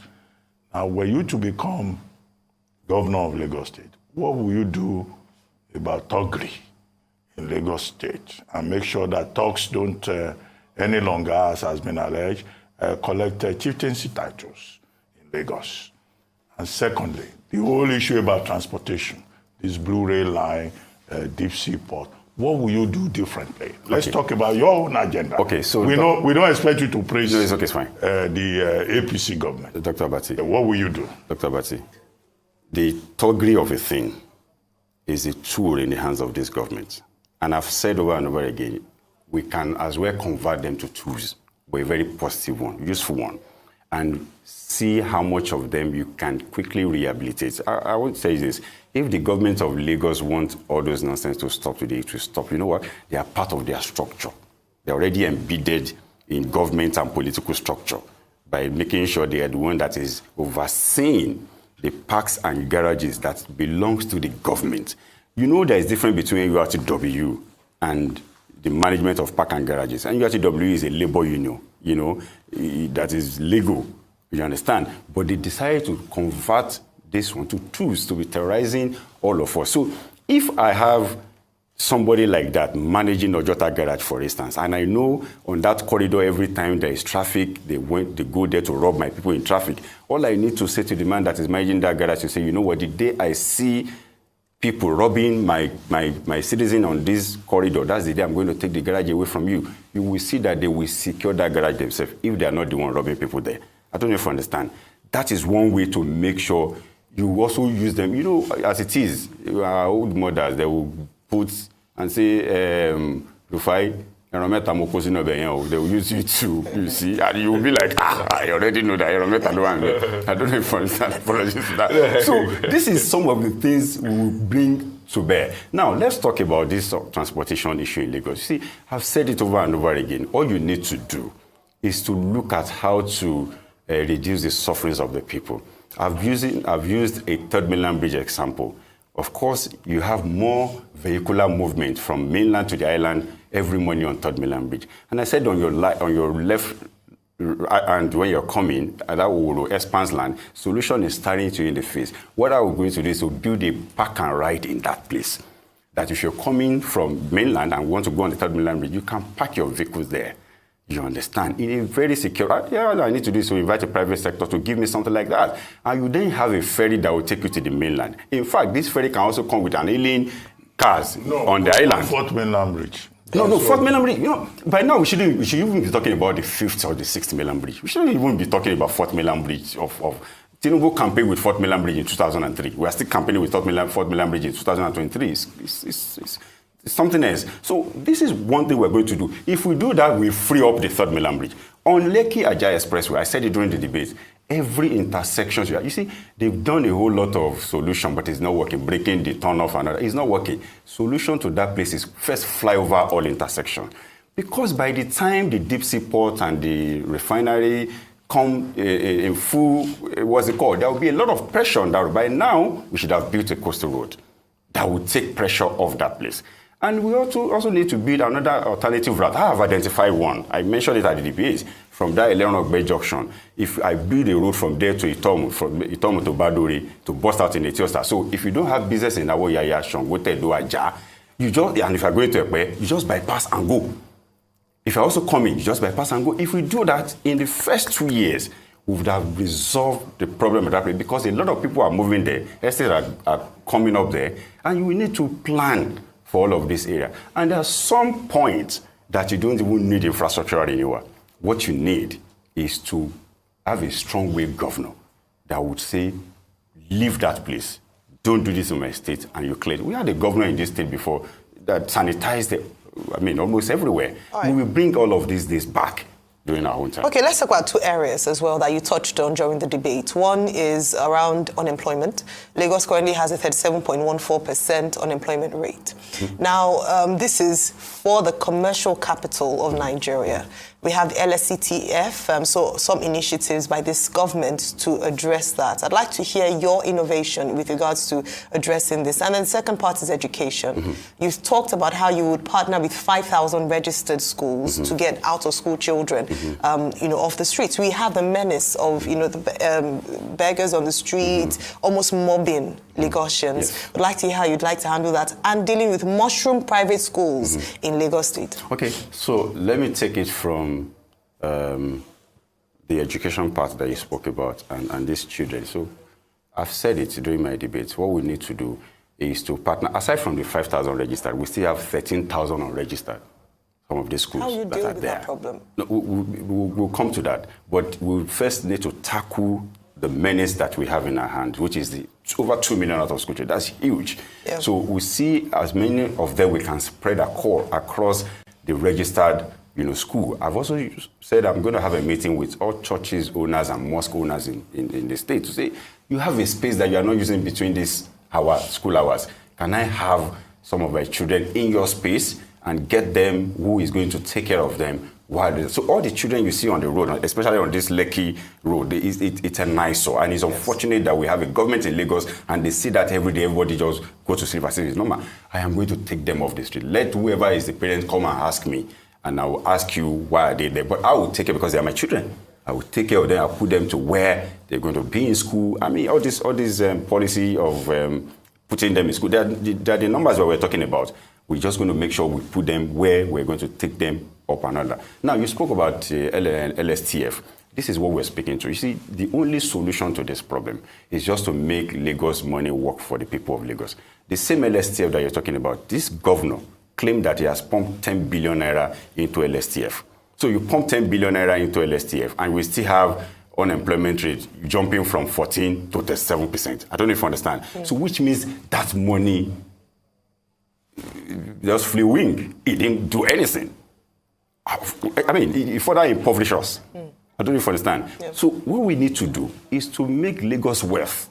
Lagos is a wealthy state, but that wealth is on paper. We are coming to ensure that we have a wealthy state in truth, as against what we have currently, which is only on paper. We hear the audio. Lagos is the richest state in Africa, is this, but we can't see that wealth on the streets of Lagos and the lives of Lagosians. What we are betting is a wealthy state in truth. Okay. I mean, because of the want of time, but maybe when we have the next engagement, we'll talk about what you would specifically do for small businesses. But I hear we have to go now because time is not our friend. Thank you so much for your time, Thank you very much, Chando, for joining us, okay? And I hope you talk to the police for protection. Yeah, we've right? done that. Because every politician is entitled to police protection. So that we don't keep fighting for Lagos. We have to fight for in Lagos. In a literal sense. Not physical combat, but we fight for the soul of Lagos. Thank you very much. We've been speaking with the governorship candidates of the PDP, Dr. Olajide Adediran, popularly referred to as Jandor. Time for a short break now. When we return, Aaron Akerijola will be here with Global Sports Update. Stay with us.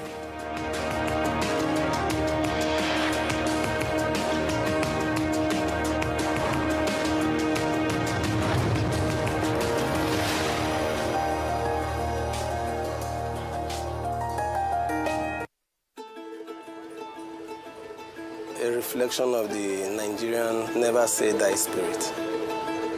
They never stay down.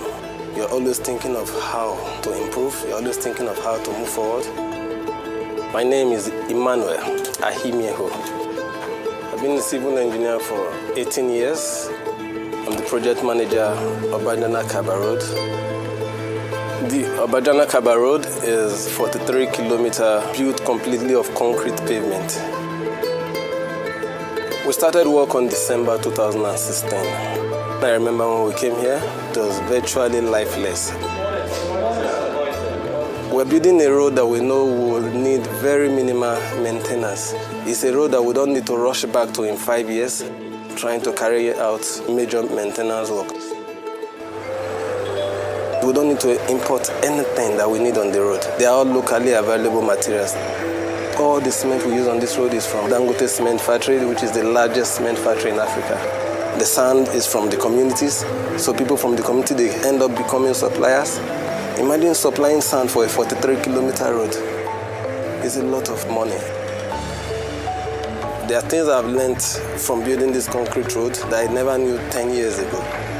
And to be able to lead those people to achieve something worthwhile, something that is of value to them, to the community, to people who have never met us. And I am positive that the road will outlast most of the people who are building the road. Along this road, you have up to 12 communities. People have the confidence to open shops. Why? Because, you know, someone is going through the road, they sell their things, they sell their goods.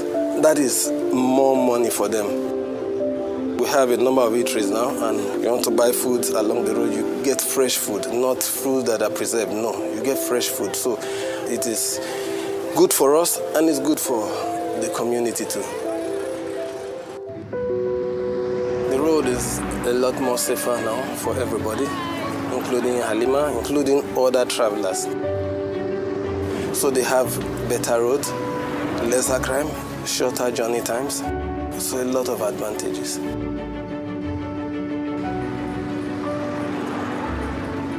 I've had people who go through the roads and they stop to just say, well done. We are proud of what is happening here. We're happy that this is going on in Nigeria in our time. We can see it. They are proud of it. I think it has brought life back to the communities. I feel very proud, extremely proud being a part of this project.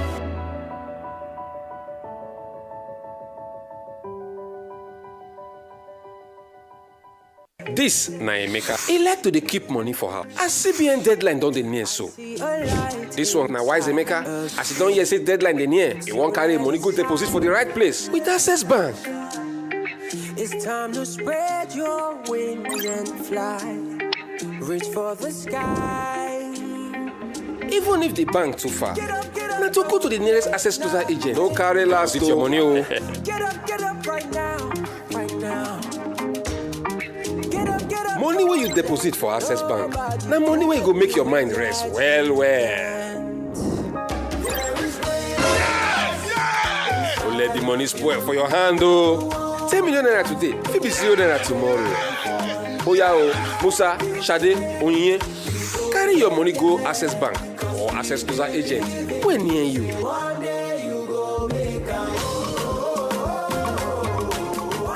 Access, more than banking. Haruna, Bisi, Akman, Unduka, how una wan do on election day? On election day, I go take my PVC. When I reach where I dey vote, na broom I go put my hand for Tinubu. On election day, I I go take my PVC. When I reach where they vote to.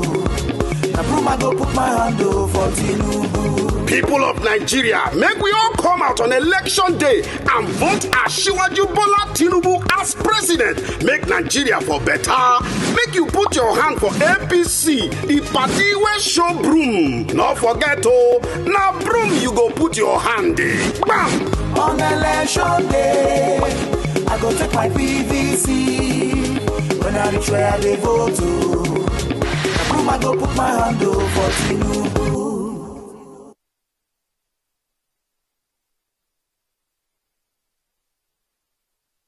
New Naira notes? Don't panic. Here's what you need to know. Ensure to make deposits of all old banknotes before January 31, 2023. To make the process seamless for you, all Fidelity Bank branches will be open till 6 p.m. on weekdays and 10 a.m. to 4 p.m. on Saturdays to allow for cash deposits only. Also, please note that bank charges on all cash deposits have been suspended by the CBN. However, charges shall still be applied on cash withdrawals. The new banknotes can be accessed at any Fidelity Bank branch nationwide from December 15, 2022. Old banknotes will remain in circulation till January 31, 2023, when they will cease to be legal tender, as directed by the CBN. For more inquiries, follow us on our social media channels or email us at true.serve@fidelitybank.ng.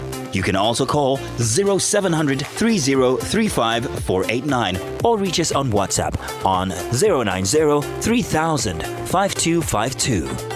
Thank you for banking with us. We are Fidelity. We keep our word. Introducing an all-time mega offer. Get over 50% discount in the Airtel Home Broadband mega offer. Buy a router for just 10,000 Naira and get up to 240 gigabyte or a MiFi for 5,000 Naira and get up to 125 gigabyte bonus data. More data, more you. Reliable home broadband buy. Airtel, the smartphone network.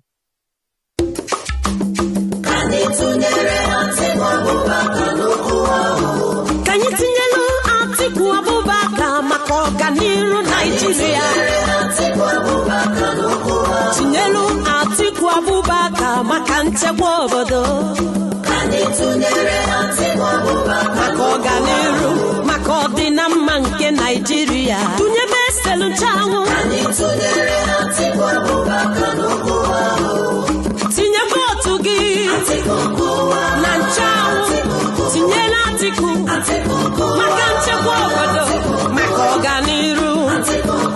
Ezi nche, ezi onye ndu.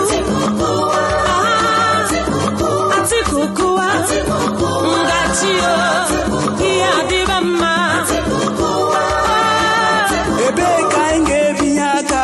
Ebe sere nchawu.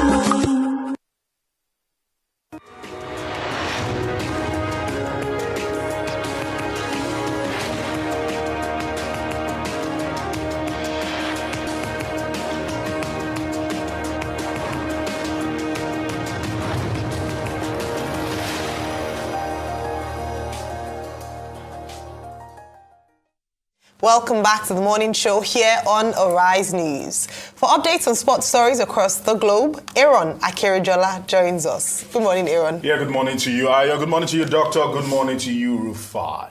Let's start it off with the big news that has been literally almost threatening to tear the entire transfer window apart. That is the fact that Chelsea have put on the table 105 million.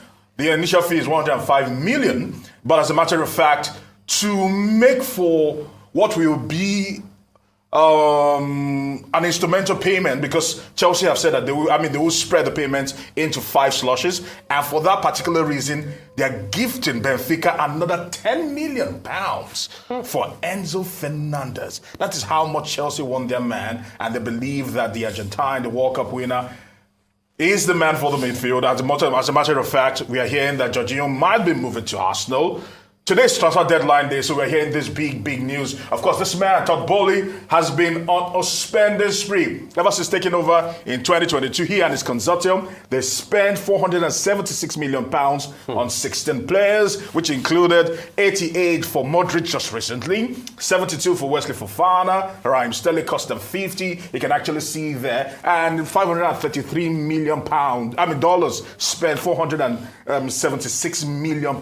That's how much this man has actually spent. And put it in context with what they're claiming is one of the best transfer windows ever. £150 million was spent on all those players, or euros were spent on all these players when Jose Mourinho took over Chelsea. At the moment, look at Chelsea's spending. And when you look at that, in the summer alone, 278 was spent, which was more than Manchester United, West Ham United, Tottenham, Nottingham Forest, Manchester City, Newcastle United. As a matter of fact, when you look at the entire German Bundesliga spending and what Chelsea has spent in January alone, it's still higher. That's how much they believe in the future. Some are saying that they want to buy their way into success, like Abramovich did in early 2000s. Whether that will work or not is left to be seen. But at the moment, that is what is happening. We are waiting, Enzo Fernandez to actually tie the knot. We're hearing that they're just trying to hatch out a few details and actually dot the I's and cross the T's. Away from that, the shock one that actually came in, this man spotted in Munich yesterday, talking about Cancelo. After having a bust up with Pep Guardiola at Manchester City, and the talk that he had been benched in the last 3 games, and after the World Cup, he's not really been able to pick up a shirt in Manchester City. He expressed his displeasure and threatened to leave, and Guardiola called his bluff and said, if you want to leave, leave. And at the moment, he will be joining Bayern Munich on loan and with an option to buy. 61.5 million is what is said to be on the table. Quickly, Sonjaj, he has taken the reins. He's landed at Ginger Mourinho. Okay, let's see if he can actually do that. The Toffees are hoping for a miracle. Although he claims he's not Harry Potter, but he knows that he's what is called out for him at the Goodison Park, and he'll be hoping to help Everton stay relegation at the moment. Quickly, the FA Cup. The biggest news there is the all-Premier League tie between Manchester United and West Ham United. Manchester City will be taking on Bristol, and on. Like Tottenham will be taking on either Wrexham or Sheffield United. And finally, Mo Farah says 2023 is his final year in running. The 4-time champion, who is 39 years of age, says he doesn't see himself going past 2023. The race is in April.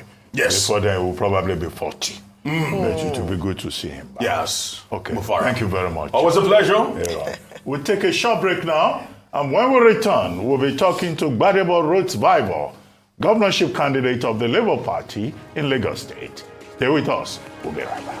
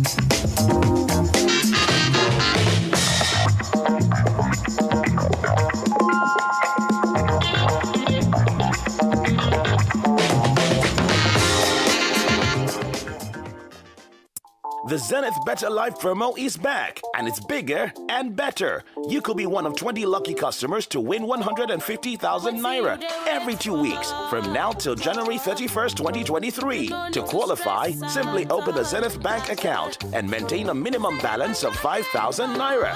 For more information, visit www.zenithbank.com/betterlife. Zenith Bank. in your best interest. Yesterday I got a call from Glo. I won a 3-bedroom bungalow. Yes, guys! Guess what? I won a car. I won a generator by participating in the Festival of Joy promo by Glo. Hey, Glo don't do this one for me. Glo to make it set to me with sewing machine. I won generator last year. This year I won for It's a celebration like no other, with prizes like no other. 20 new houses to be won, 24 brand new cars, 200 sewing machines, 100 generators, 1,000 rechargeable fans. Glow Festival of Joy promo. Dial *611# now.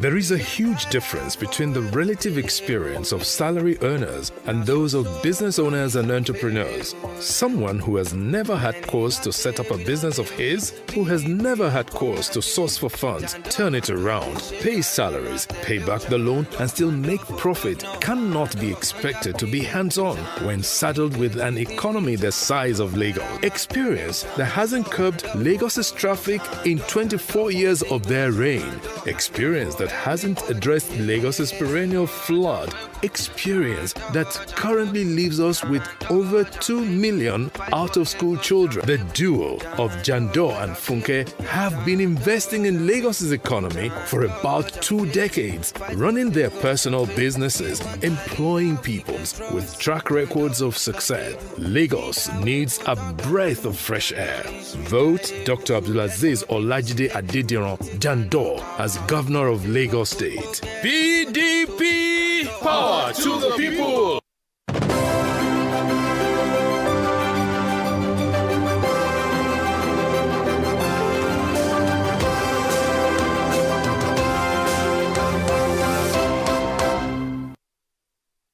I was one of the founder anchors of Arise News. And for me, the highlight of my time at Arise, and indeed of my entire journalistic career, was covering the Nelson Mandela funeral from Johannesburg to the Eastern Cape. It really brought home to me my heritage. I was born in South Africa, and for the first time in my journalistic career, being South African or being African mattered. Of course, another iconic story was the Oscar Pistorius trial, which I covered from start to finish. That was more a case of a hero going to zero. And of course, I was really proud of Arise because we were one of the first news organizations to report on Ebola and keep on reporting on Ebola. And then the world took notice. And also we reported on the Chibok girls before anybody else did. I was very proud to have worked at Arise.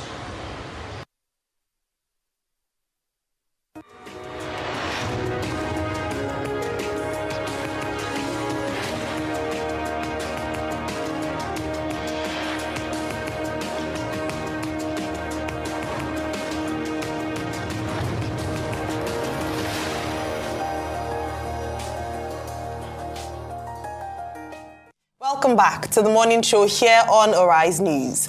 The Labour Party governorship candidate in Lagos State, Gbadebo Rhodes-Vivour, says he's committed to running a government built on accountability and transparency to ensure rapid infrastructural development in Lagos. Rhodes-Vivour, who participated in the Lagos governorship debate, promised that his administration would ensure a Lagos that works, declaring that it was time to take Lagos from those who he said had continued to put the state in their pockets. He further said it was time for a new Lagos, where Lagosians would go to hospitals and get treated and would not spend hours in traffic. Joining us now is Gbadebo Rhodes-Vivour, Labour Party governorship candidate in Lagos State. Good morning, Mr. Rhodes-Vivour. Thank you for having me. Welcome. Well, thank you for joining us. You were at the platform. Yes. The debate by Pastor Yemade's group. Yes. Just before you joined us, we were talking to Olajide Adediran, the candidate of the People's Democratic Party. Yeah. Now, one point you made at that debate, you said you will ban Agbero system in Lagos. Yeah. That is touts, thugs, the managers of motor parks in Lagos. Yes. Are you aware that the NURTW and the RTEAN, Road Transporters Employers Association of Nigeria, they are recognized by law. Yes. And they are major stakeholders in the politics of Lagos. Yeah. So how are you going to say you will ban them, you will stop them? That's why there needs to be... Won't you create an employment crisis? No. When I say... that quote is taken out of context. Okay. I actually laid out how we're going to improve employability skills of this youth. While you're talking about the organized system, there are thousands of young men that are standing on the road as enforcers for all of these organizations. Drug addiction is involved.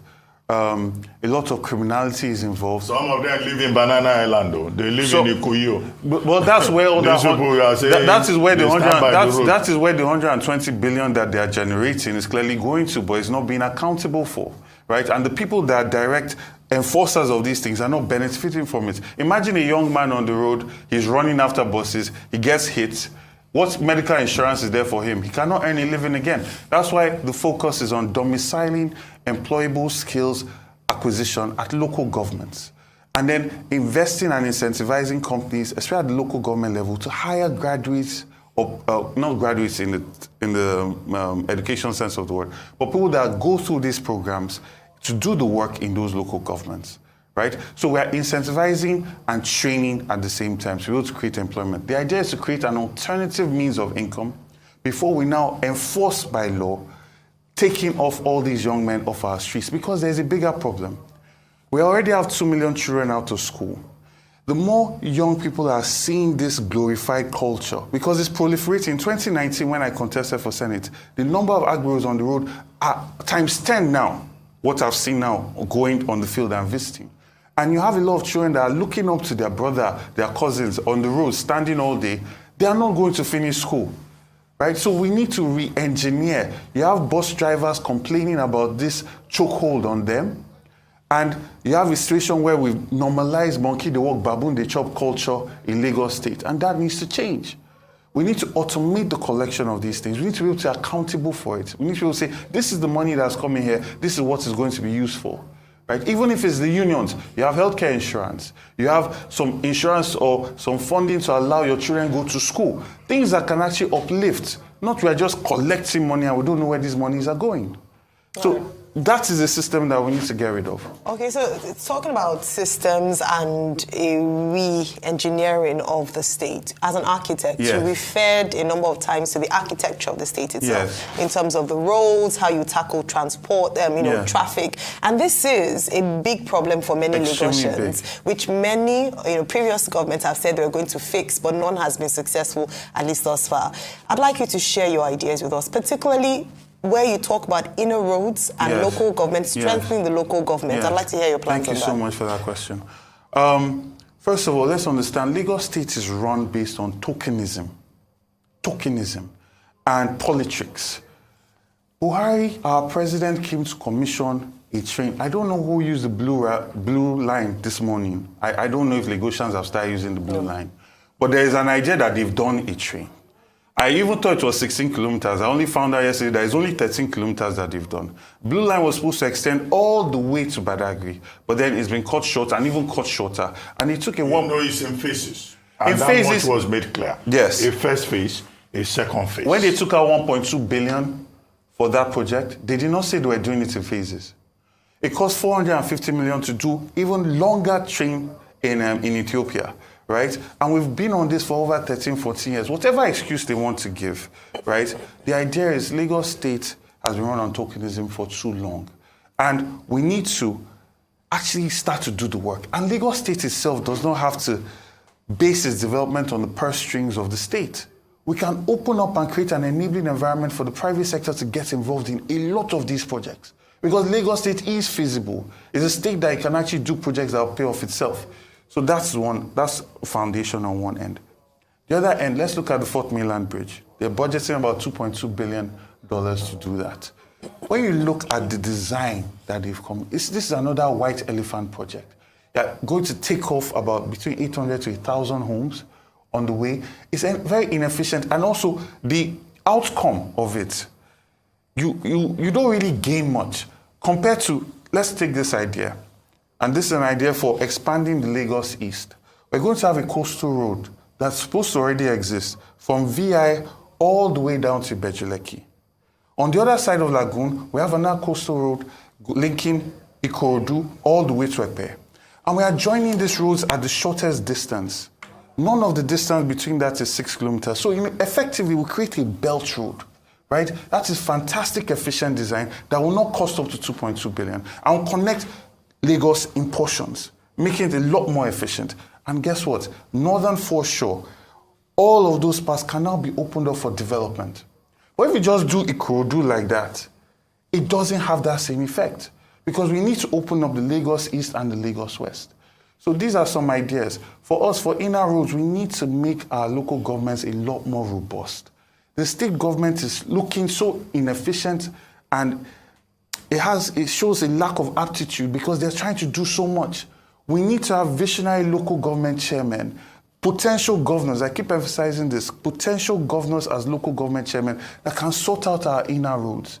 And funds need to be given to local government. It's appalling that the State Assembly is still rejecting local government autonomy in Lagos State. You go to every local government. I mean, maybe Lekki is a bit, or maybe Ikoyi, but even still, you go to Apapa, you go to Ajeromi, Faludun, every local government, the inner roads are a complete disgrace, right? So we're going to set up a benchmark for the quality of roads that must be done. The life expectancy of those roads must be tied into the contractor's payment for final payment. And we are going to benchmark the prices for projects to World Bank benchmarks so that you must meet that based on plus or minus 20%. You must meet that benchmark. So we have to work with that. So, there's so much controversy about the cost of things. The first question I'll ask is state capture. What would you do about state capture? The second question I'll ask is on waste management. What would you do about waste management? And third one, flooding. Thank you. State capture is a system where politicians have controlled the resources of an entire state for the interest of their cronies and their people. For us, we're going to open up this entire government system in terms of its accounting, right? And we're going to publish it. It's not like FY where you have to come and apply. No. On a quarterly basis, using infographics, we're going to break it down so people have access to it, right? And we'll take pride in doing this. My pride would be to say the World Bank benchmark for per kilometer of road is this. We got you a better deal. That's the kind of government I want to offer. And in setting that kind of thing up, you cannot effectively have state capture because people that are going to get jobs have to give it to us at the best price and the best quality. So that's one way of doing it. And be open and transparent in every facet of our government. And because of the kind of government we want to run, which is one of creating platforms, government does not need to buy and build everything. Government can create an enabling environment and platforms for private sector people to get into. For instance, we need about 70,000 new buses in Lagos State, right, to replace all these downfalls. First, we can do a deal with the company to actually start to assemble here, and then we can open it to the people. Listen, you can go on this website and invest in a bus on this bus, on a seat on this bus. Every month you get paid this amount. And based on that, you raise capital and buy roads. So we need to go away from this idea of the government must do everything to platforms, because that way we can create development at a very fast rate. So that's the first thing about state capture. Waste management. For me, I did this on my thesis at MIT and something I'm very passionate about. We need to separate our waste from the homes. And we need to domicile waste management and waste collection to the local government, right? Secondly, we must depoliticize the entire process. You don't need to know a person in APC or the ruling party to participate in this thing.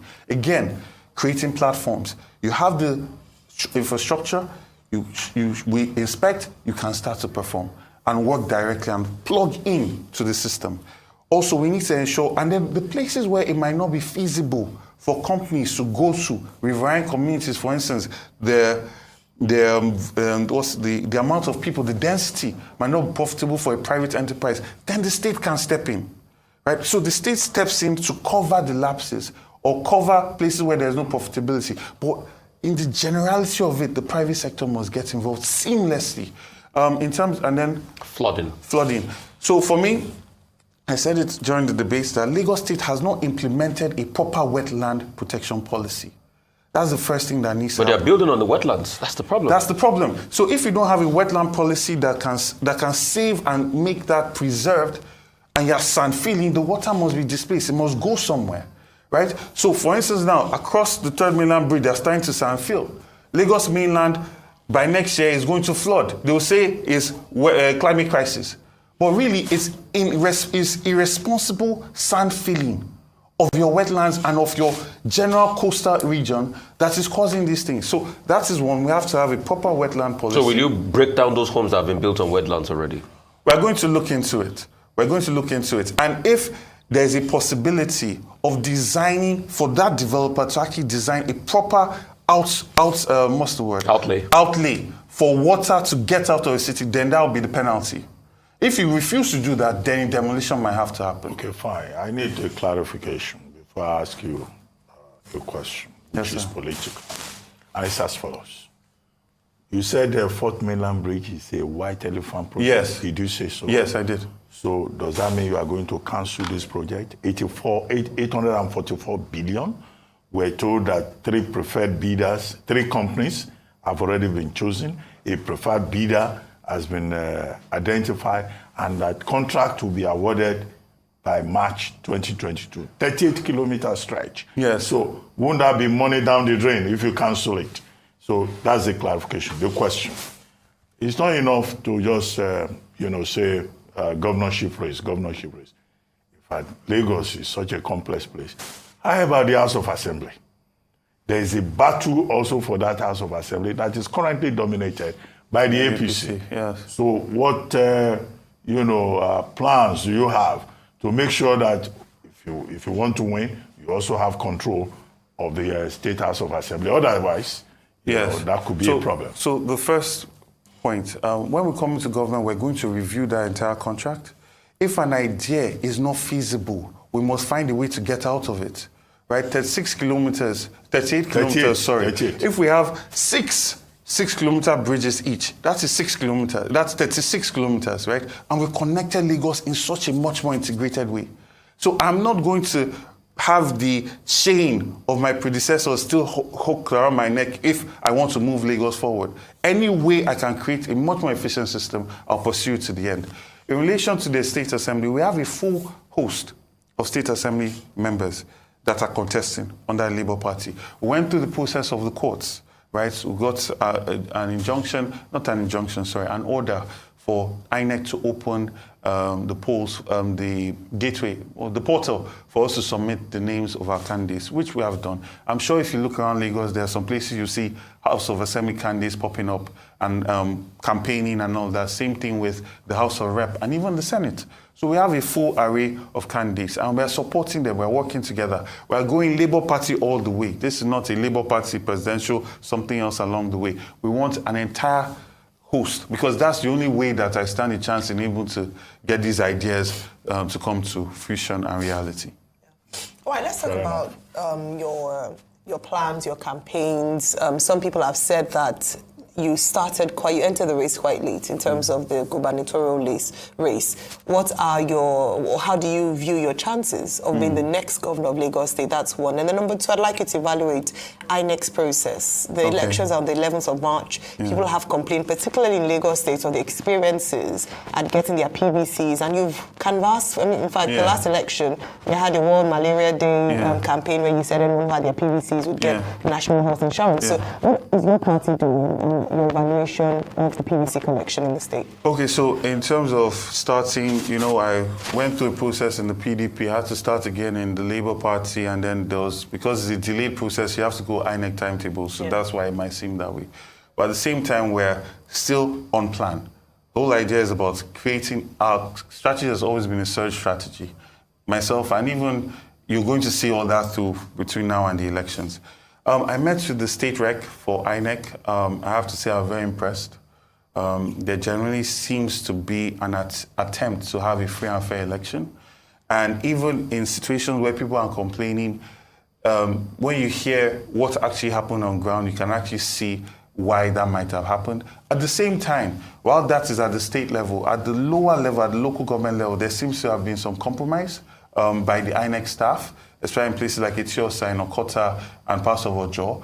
And we actually visited Surulere for one, and we noticed that the INEC staff that were there had been replaced, and things are starting to flow again freely. They're going to do a mock election on the 4th of February, I believe, and people should be engaged and come out and participate. For me as well, I think we also need to talk about violence in Lagos State.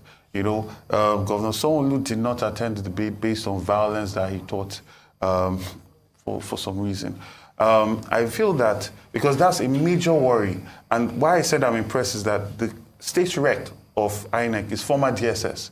So in conversation with him, there was a lot of talk about data aggregation, about security, and I appreciated that a lot.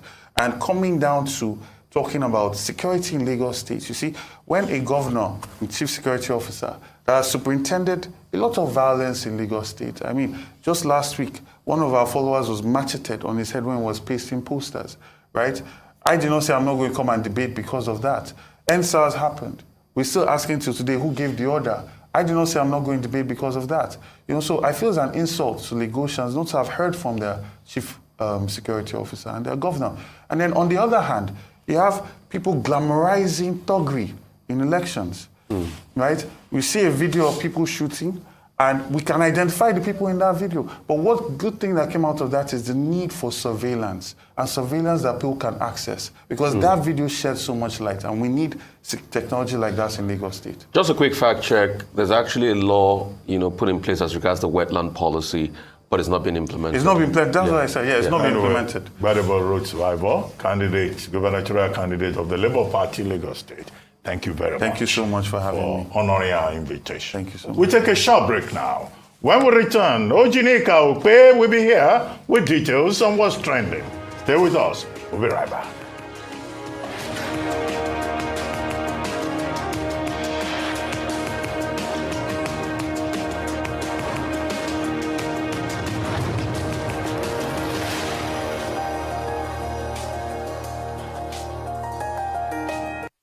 Imagine your wallet can be everything. Well, almost everything your bank is to you. That's exactly what First Money Wallet is. First Money Wallet from First Bank is another swift and seamless way to bank from your mobile phone. It doesn't matter if you have a First Bank account or not, nor the mobile network you use. Everyone can open a First Money Wallet, and it's very easy. Your phone number is your account number. With First Money Wallet, you can send money using just a phone number, receive money, pay bills, buy airtime and data for yourself or someone else, and check balance. You don't need a bank account at all or BVN to enjoy the boundless possibilities First Money Wallet offers. All you need is a registered phone number, and you can fund your wallet easily through your First Bank account or any bank account and debit card. What's more, First Money Wallet is highly secure with fingerprint technology and PIN. And when you need cash, just walk up to any First Money agent near you to withdraw money. No smartphone, no wahala. Just dial *894*1# on any phone. So, it doesn't matter if you live in the city or the remotest part of the country. With First Money Wallet, your transactions are easy, seamless, and secure. Download the First Money Wallet app now. Input your phone number and follow the prompts, or simply dial *894*1#. All money now on First Money. You first. First Bank.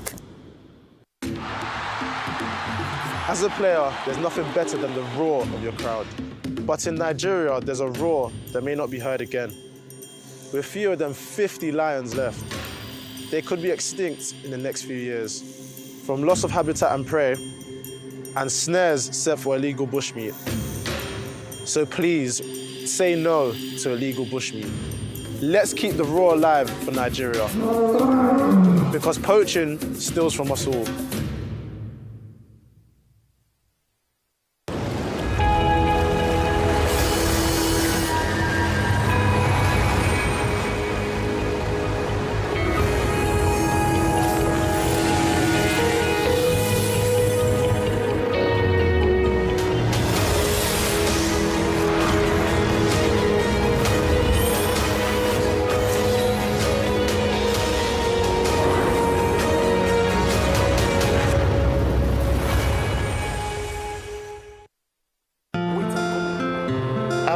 running my business on my own. Trying my best to get it to the next level, but I really need some help to get ahead. I know just what to do, I'll vault it for my loans, overdraft, step by step to my dream business with Vault. Vault is the answer. Salary earners, entrepreneurs, get your loans with no collateral. Yeah. Vault is the answer. Quick sign up, zero paperwork, step by step to your dream business with Vault. By Polaris Bank. Vault is available to individuals, SMEs, and corporate customers. Download Vault by Polaris Bank from the Google Play Store or Apple App Store to get started today. Vault is the answer. Esther, you're late again. Esther? She's a wandering light in the darkness. She's beautiful. Oh, she's a superstar. Morning, Esther. She never let her mama down. She's beautiful. She know the fear. She know they ever got a hand for her. No phones at the table, please. Esther?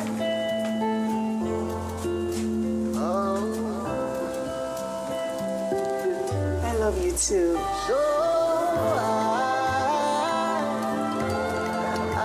Got everything? Don't forget I'll pick you at 4.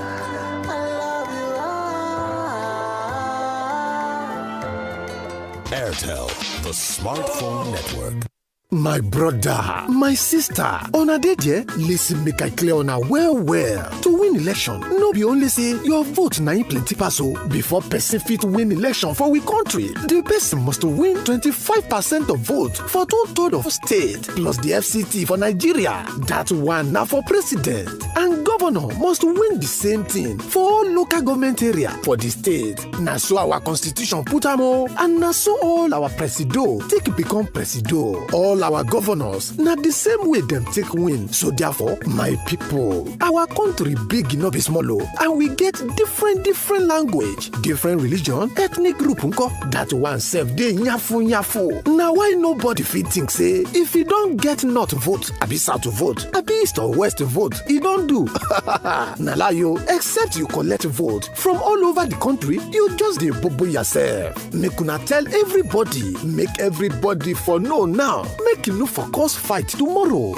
Na Center for Democracy and Development, CDD, with support from the Foreign, Commonwealth and Development Office, FCDO, bring on this message. Nigeria na we country, APC na the party, na one man be our choice.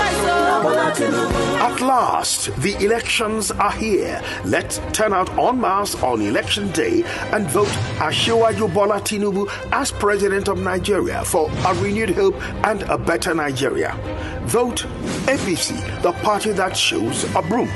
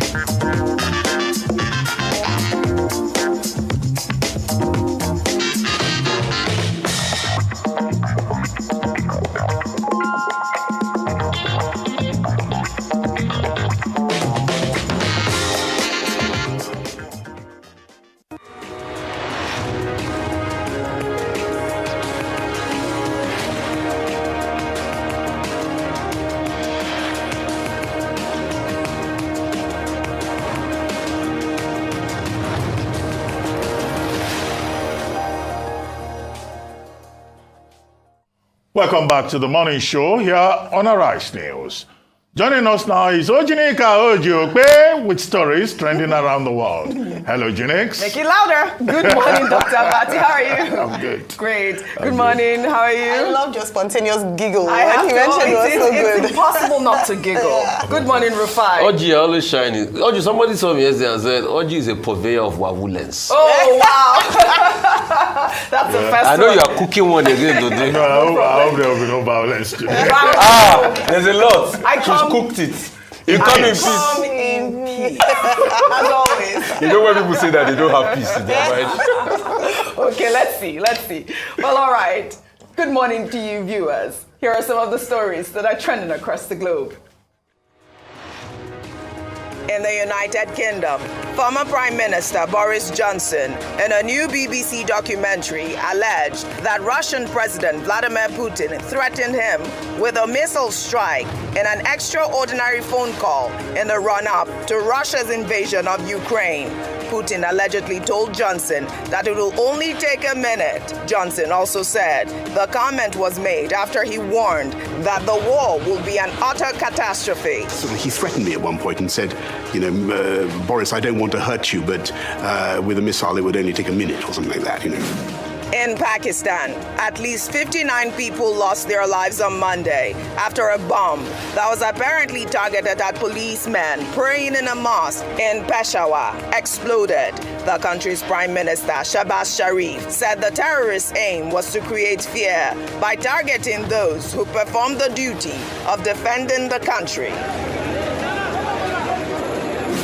In Nigeria, President Muhammadu Buhari commissioned 9 projects in the northern state of Kano on Monday, including a bridge named after him. The president, among other projects, commissioned the 10-megawatt Kano solar power project funded by the Nigeria Sovereign Investment Authority with the sum of $16 million. The president's visit was, however, marred by some young residents in the state who threw stones at his convoy, allegedly owing to the overwhelming hardship they've experienced with the CBN's cashless policy and the newly redesigned currency. Under sports, the International Olympic Committee on Monday rejected fierce criticism from Ukrainian officials who have accused it of promoting war after the body said Russians could potentially be given the opportunity to qualify for the 2024 Paris Olympics. Ukrainian officials say that Russian presence at the Games will constitute giving the country a platform to promote genocide.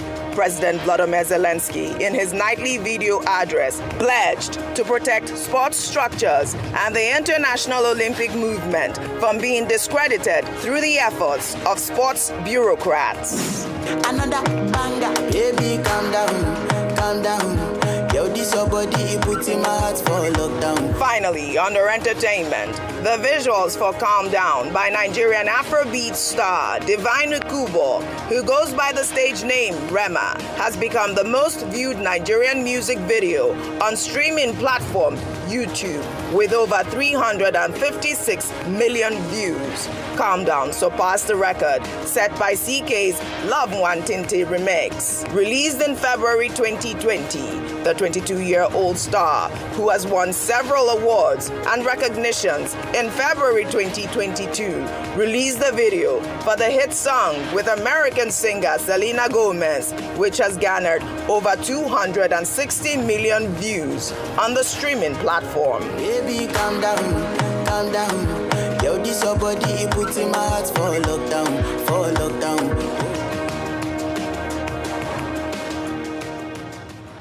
Congratulations, Rema. This is one of my favorite songs, really. Well, all right, let's begin what's trending.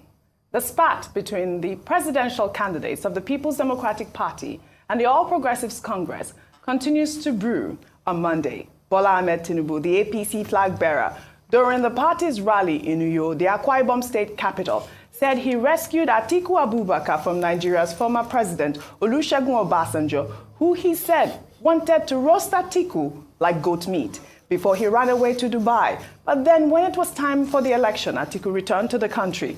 Tinubu also boasted of making Atiku Abubakar Nigeria's Senate president and said the PDP has no mandate. Let's listen in. before we take some reactions. They have no mandate. What they have now ice cream. It melt quick. You get me? They are yeye people. Atiku, when we make him Senate president, Abba, you sell this, you sell that, assets, our commonwealth, our patrimony, everything that we have, we sell them, we become skeleton. Atiku no care. As vice president. As vice president. Dr. Bati, over to you. Well, this has generated a lot of reactions. Should I take a reaction before I come to you? Okay. Should I do that? All right. Well, Olalaye wrote, Tinubu commits yet another blunder. He said, when we made Atiku Senate president, number one, Atiku was never the Senate president. Number two, at what point was Tinubu part of any process that made Atiku the vice president of Nigeria? Red flag. Well, if we make Tinubu president, the cabal will be more in charge than ever. Dr. Bati? Well, I saw this on social media. Yeah. You know, many persons have commented on it, and I think the point has been made out there that Atiku Abubakar was never Senate president. He was vice president.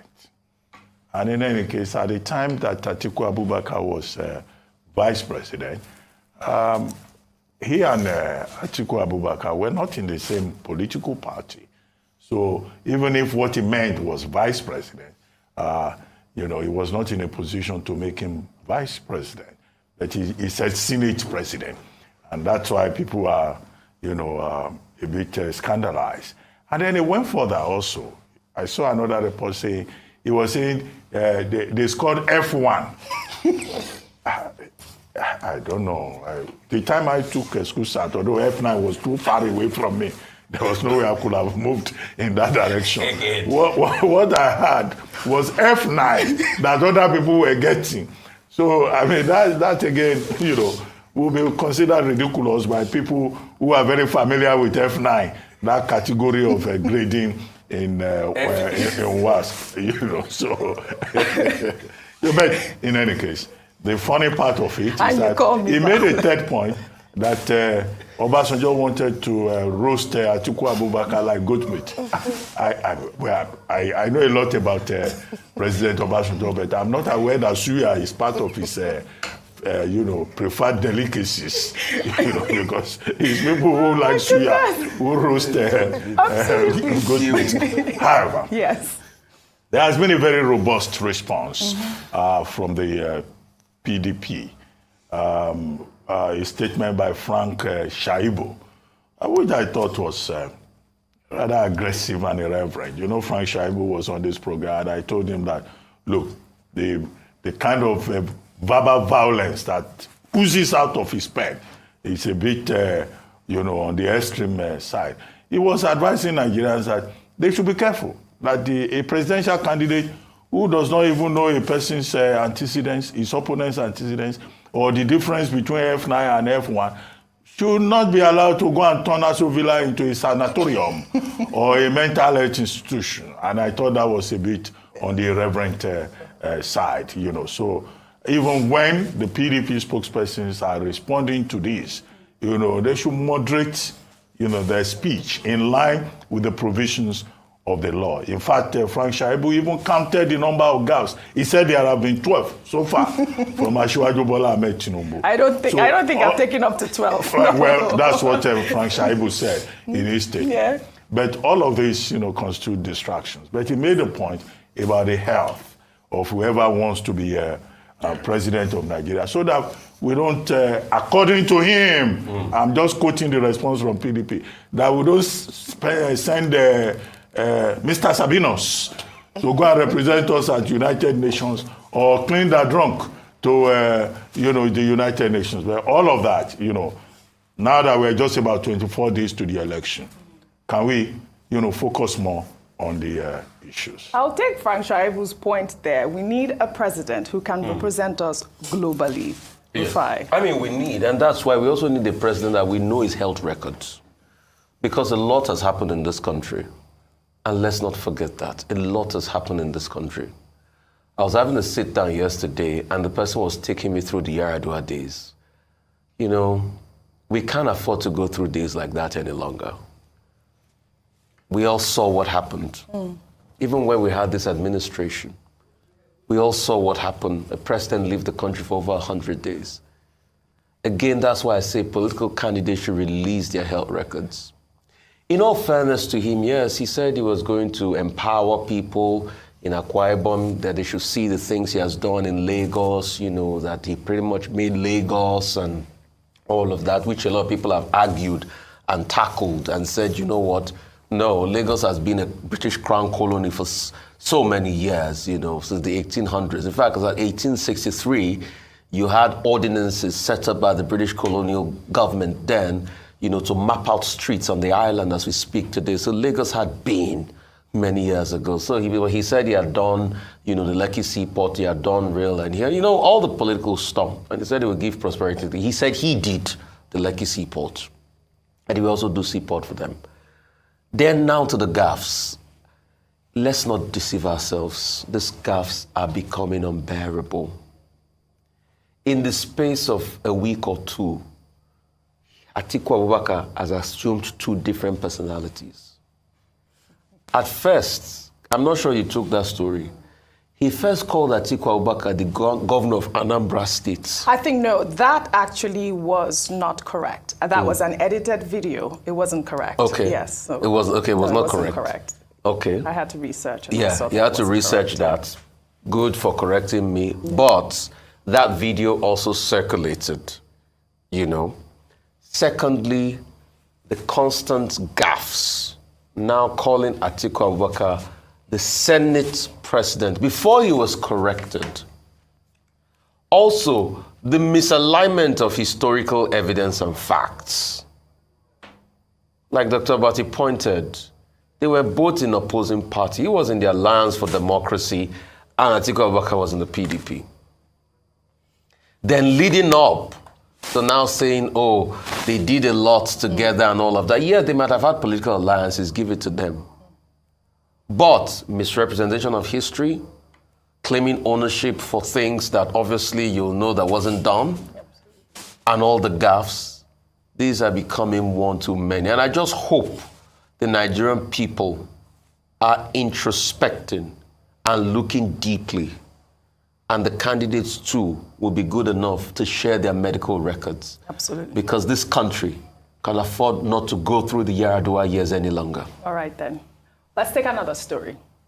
The Central Bank of Nigeria's cashless policy and the redesigned currency continues to generate mixed reactions despite the extension of the deadline for the swap of the old Naira notes for new ones at commercial banks by 10 days. Many have expressed concerns at the long queues at ATM locations across the country. Videos showing Nigerians waiting at ATMs have flooded social media. Frustrated ATM users were even seen fighting just to get their hands on the new currency.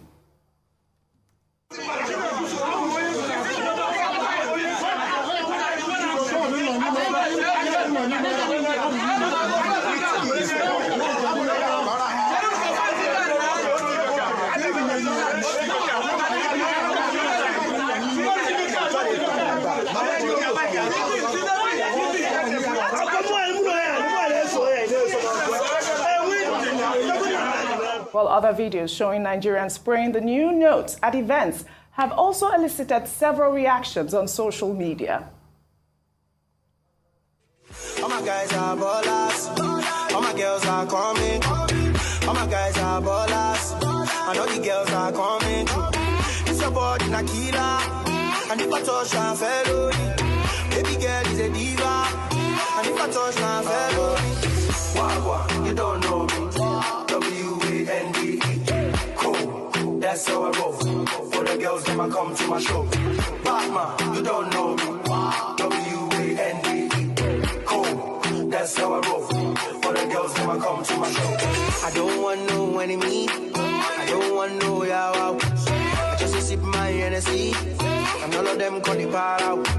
They want tip my energy. Well, more reactions show the deadline for the return of the old currency, with Nigerians in the diaspora voicing their concern. Sports journalist Colin Udo wrote on Twitter, "I have some old Naira notes with me. So far, I haven't seen or heard of any plans by the central bank for folks in the diaspora with old Naira notes to exchange theirs. Am I missing something?" He tagged the chairman of Nigerians in the diaspora, Abike Dabiri. Well, in response, Abike wrote, "Do Nigerians in diaspora keep or spend Naira notes abroad? Am I missing something?" Well, Twitter users responded to Abike.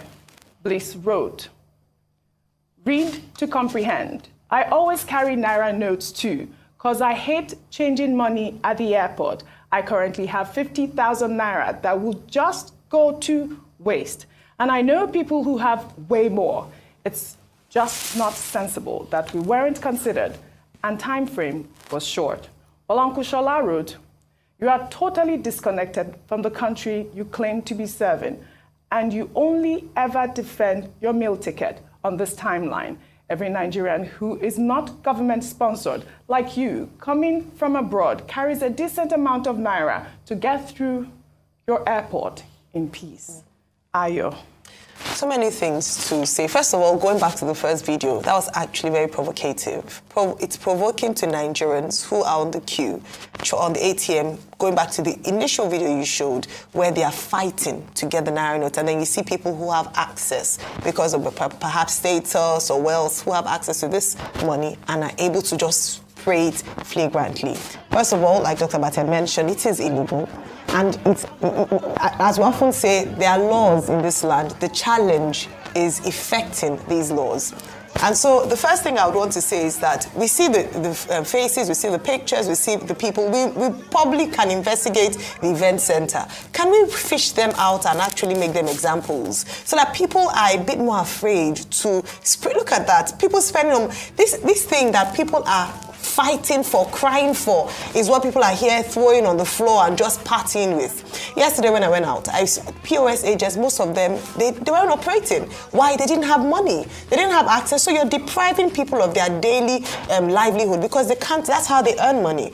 And they couldn't make money. They are far-reaching, impacts of this scarcity of notes. And so there should be examples made of these people. We want a redesigning, the VP had come out to say that it was important for the country. But if it's scarce, then there's no point. So these are some of the things that, we have great policies, we have good ideas, but unfortunately the implementation is just flawed. Absolutely. And then just let me speak very quickly to Honorable Abike Dabiri and the fact that this is what the people have said about government officials again and again. This disconnect with the people. And it was so obvious in the way she responded. You have to remember that her position and her office is to represent Nigerians living in diaspora. So every time there's a policy that comes in, her first thinking should be, how does this impact my constituents? Unfortunately, again and again, she hasn't proven she hasn't demonstrated that in many instances, and that's quite unfortunate. You're absolutely right, Ayo. That is the conversation right now amongst many Nigerians in the diaspora about the chairman, Abike Dabiri.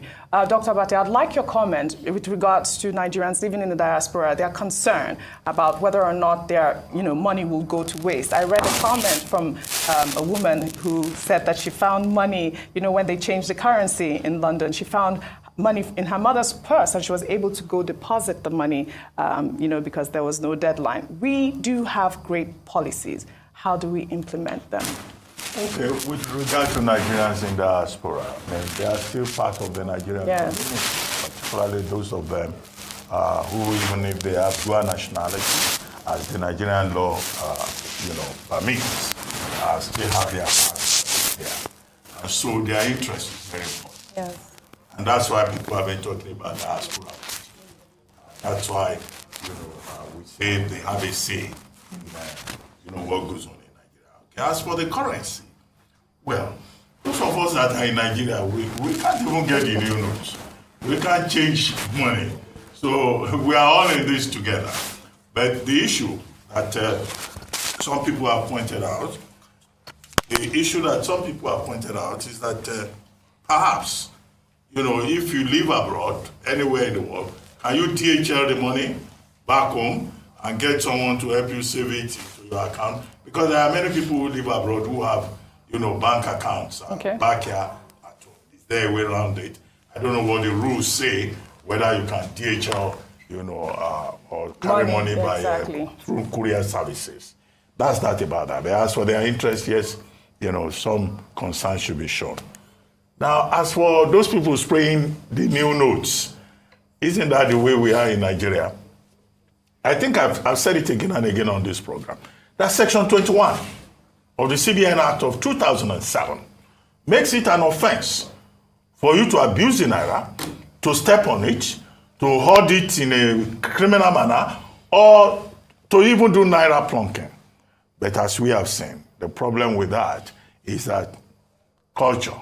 People will tell you that our culture permits people to spray money, to do what they like with the naira, to abuse it because it's a cultural thing. Okay, so is Section 21 of the CBN Act therefore a dead law? Because, the law is made for citizens. If they reject it, if they don't implement it, then the law is technically dead. So that's the issue with regard to that. But in any case, those people fighting at ATM spots, it's not only at the ATM machines that you have issue. Yesterday, I had reports that people went to banking halls to fight. In fact, some banks were using POS because they were saying that they don't have new notes. But the CBN governor had made it clear that persons holding the notes, refusing to give out the new notes, that the CBN has trackers and a combined team of CBN, EFCC, DSS, ICPC will go around and arrest such people, including bank managers. Absolutely. And yesterday, there was a report that the DSS arrested some people. They should arrest more. Absolutely. Because, have you even seen the new notes? Finally, yesterday. And I paid premium at POS for it. Oh, yeah. And that is another thing that people are talking about. Selling the notes. About how to even incentivize these people. Instead of increasing the amount of money, why don't you just say, okay, go and get your notes, but we wouldn't charge you just for this period to make things easier. Rufai. I mean, it's just reflective. You talked about culture, Dr. Abati, but like they say, culture will eat strategy for breakfast. It is just a very terrible culture we have learned. Also, we have learned the culture not to be able to punish people when they err. So you are saying, Ayo, we know the event center, we know things, but if you investigate, they will probably be the sons and daughters of one rich man somewhere. And you will not be able to investigate them. And that's the sad reality of things. So that's the kind of culture we've built in our country, and that's why things don't work, and that's why banks now are selling money to people. You can get money for parties. DSS arrested some people recently saying that they were conniving with bank staff. So you see, we've built this pervasive culture, just like the culture of godfatherism, just like the culture of agberoism, just like all that isms and culture we've built in our society. Absolutely. So the day we are ready to change, because you can also change culture, the better Nigeria will become. But as long as it benefits a couple of people. All right. Okay, we have to go now. Well, thank you all for your great analysis, as always. Well, that's all I have for you on What's Trending today. I'll see you all tomorrow. And that's all on today's edition of The Morning Show. Rotus Odiri will be here next to take you through Global Business Report. Stay with us. It's still the Arise News channel.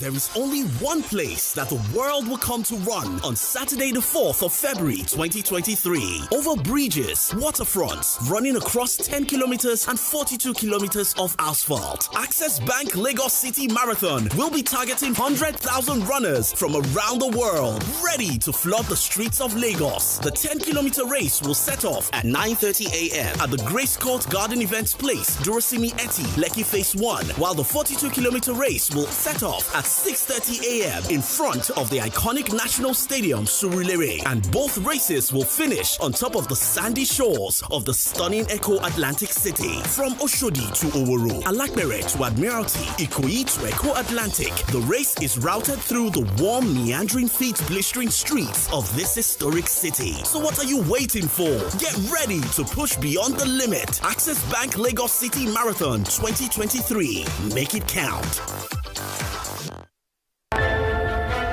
One man knows Nigeria, understands the people, and knows how to get Nigeria back on the road to growth. His capacity to navigate numerous industries towards growth expansion is tested and trusted. No one needs to show Atiku Abubakar how to move Nigeria forward through challenges and unto greatness. He already has a sure plan. A strategist, an entrepreneur, and job creator. Atiku Abubakar knows Nigeria, knows our people, and knows the work. Atiku, for sure. PDP! Power to the people!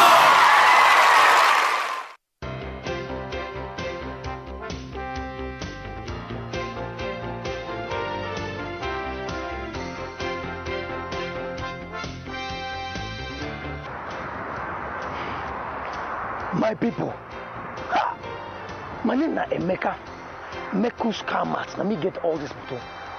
I don't learn my lesson. Somebody come buy motor for my hand, carry big money, come give me. Now when we get bust, now my eye open.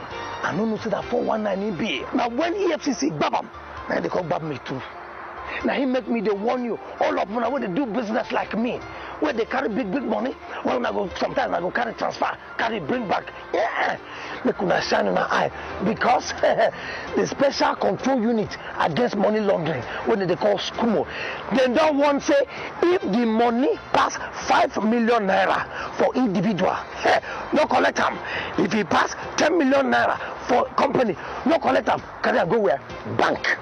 If you not do them like that, 250,000 naira for every day where this offense happen. Or they go suspend your license, or they go cuckoo, shut them down, pata for your hand. No talk say, I no want you. This message is from the Economic and Financial Crimes Commission, EFCC.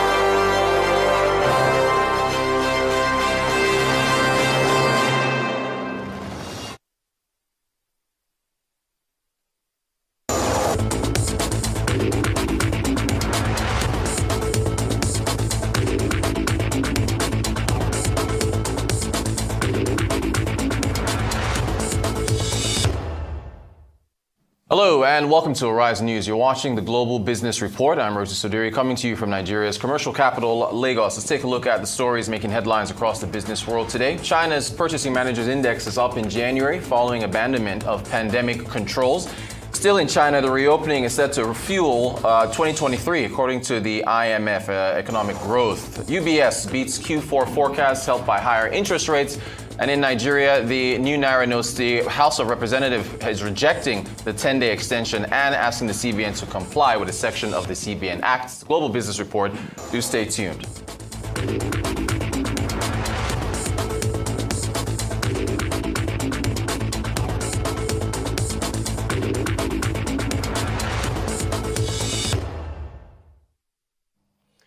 Take a look at the Asian markets, and pretty bearish this morning. Looking at the Shanghai Composite Index, down 42 basis points. The Kospi is down by 100 basis points. So is the Hang Seng and the Nikkei 225. Binance Coin is the only cryptocurrency turning upwards this morning. Bitcoin, Ethereum, and also XRP heading downwards, but Bitcoin still knocking on the door of $23,000. Oil prices also down this morning. Brent crude $83.85 a barrel, 124 basis points down. West Texas Intermediate North American grade, 76.79. Speaking of oil, an OPEC Plus panel is likely to recommend keeping the oil producer group's current output policy unchanged when it meets this week. Ministers from OPEC Plus countries, members of the Organization of Petroleum Exporting Countries, and others, including Russia, are due to hold a virtual meeting at 11 GMT tomorrow.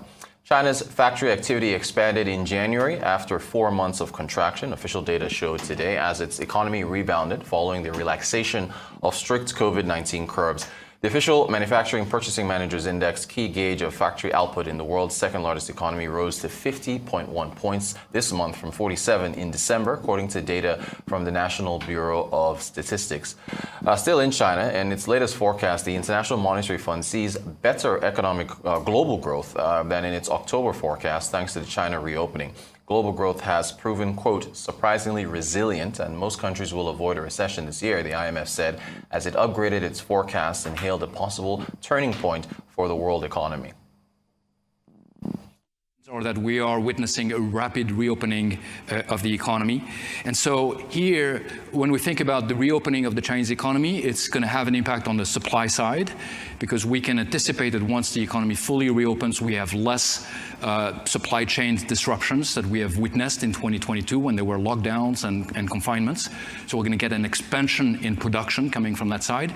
And also we're going to get an increase in domestic demand as Chinese households are going to be able to resume activities and start spending. We're going to see that in a number of dimensions, including, for instance, tourism. That's going to be an engine that will benefit other countries as well. Samsung Electronics is expecting a second-half recovery in tech demand after the world's largest producer of memory chips, smartphones, and TVs reported its lowest earnings in 8 years. South Korea's Samsung Electronics Company Limited reported a 69% plunge to 4.3 trillion won in fourth-quarter profit on Tuesday as consumer demand for electronic devices dropped and clients tightened their belts on a weak economy, dragging down memory chip prices. Indian billionaire Gautam Adani's $2.5 billion share sale inched closer to full subscription today as investors pumped in funds after a tumultuous week for his group in which its stocks were pummeled by a scathing short seller report. The secondary share sale of flagship Adani Enterprises was subscribed by 93% on Tuesday, including the anchor investor portion, Indian Stock Exchange data showed. The share sale needed at least 90% subscription to go through.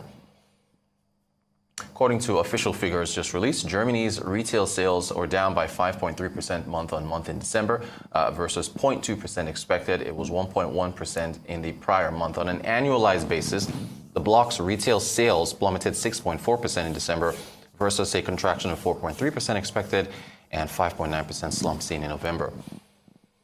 Swiss banking giant UBS has reported better than expected fourth-quarter earnings, with its net profit surging by nearly a quarter, even as its investment bank revenues took a hit.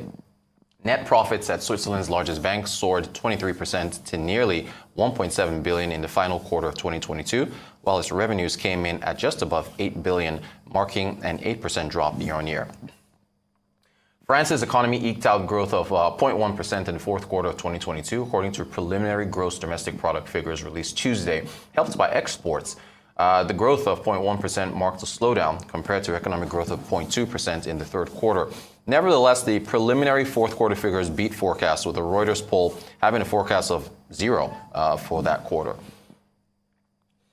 Britain is the only group of 7 nation to have suffered a cut to its 2023 economic growth outlook in the International Monetary Fund's forecast published today, adding to pressure on Finance Minister Jeremy Hunt to come up with a growth plan.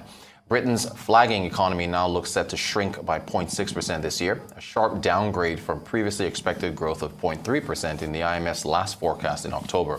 All other G7 economies are predicted to grow this year, mostly at a stronger pace than the IMF forecast 3 months ago. The Joe Biden administration has stopped providing U.S. companies with licenses to export to Huawei as it moves closer towards imposing a total ban on the sale of American technology to the Chinese telecom equipment giant. Several people familiar with the discussions inside the administration said the Commerce Department had notified some companies that it would no longer grant licenses to export American technology to Huawei. The move marks the latest in Washington's campaign to curb the tech company, which national security officials believe helps China engage in espionage. Just in, the Eurozone avoids a recession with 0.1% fourth quarter growth, according to data that we're just getting into with Arise business analyst Bode Oshoshimi. Good morning, Bode. Thanks so much for joining us. What do you make of that Q4 GDP figures you're getting from the Eurozone? Well, ahead of those numbers, Germany's retail sales also came out, plunged by 5.3% month on month, but that was in December versus 0.2% expected and 1.1% the previous month. December is looking many years away, given the fast changing dynamics and the headwinds fading, especially inflation and weakness in disposable income and consumption. Eurozone data just out again, quarter-on-quarter growth in December, but this time it managed 0.1% growth quarter-on-quarter compared to 0.3%. Many had thought we would see a slight contraction, but there's no contraction. On a year-on-year basis, Q4 GDP growth in the Eurozone was 1.9% compared to 2.3% last quarter. Again, just slightly better than 1.8% that was expected. Remember, we got improving economic prospects in Eurozone. That was in January. Flashes PMI, services PMI rose to 50.7, manufacturing PMI rose to 48.8. So January is looking upbeat. So my sense is definitely the Eurozone is in a better picture. German economy minister last week said the economic powerhouse of Europe, that's Germany, is likely to miss recession. The IMF seems to buy that narrative, now predicts Eurozone will do better than initially thought, and only the UK will go into recession. Britain faces the bleakest 2 years, it says, with a contraction of 0.6% this year. But just to say something on Britain, it's not just the consequence for exiting the EU. The UK doesn't have the fiscal ballast that the US, Japan, or Eurozone have to push a strong economic revival, and exit from the EU has spooked trade and investment. And a pro-EU US has also snubbed any US trade deal, preferring to focus on trade and semiconductors, a trade war or semiconductors chip war with China. The only choice for the UK now is to ease barriers with EU through a humiliating turnaround, or continue to push its economic revival plans with limited fiscal fuel, or be forced to pivot to China and emerging markets aggressively. That would be geo-economically complex, given the US position there. So it's quite interesting times, but we'll see how the UK story evolves. Meanwhile, Eurozone is in a prettier position, as the data is confirming. Yeah, and UBS looks like they did better than expected. What are your thoughts on their numbers? Well, they say that the rate environment is helping the business on one side, and the rates the rates going up is offsetting some of the low activity that we see on the investment side. They reported 23% rise in profit of $1.7 billion, better than $1.3 billion that was expected. That was helped by falling costs, higher rates, and despite the lull in financial markets. And they are kicking off the reporting for the major European banks. Many have been cutting jobs and have been trying to bring down their costs. It's going to be an uncertain year, they say, plagued by still high inflation and, of course, high interest rates, working to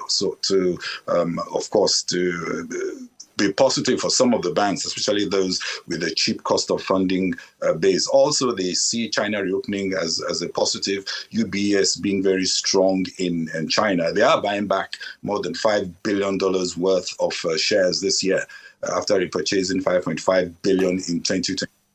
Although they say that they are not benefiting from Credit Suisse troubles.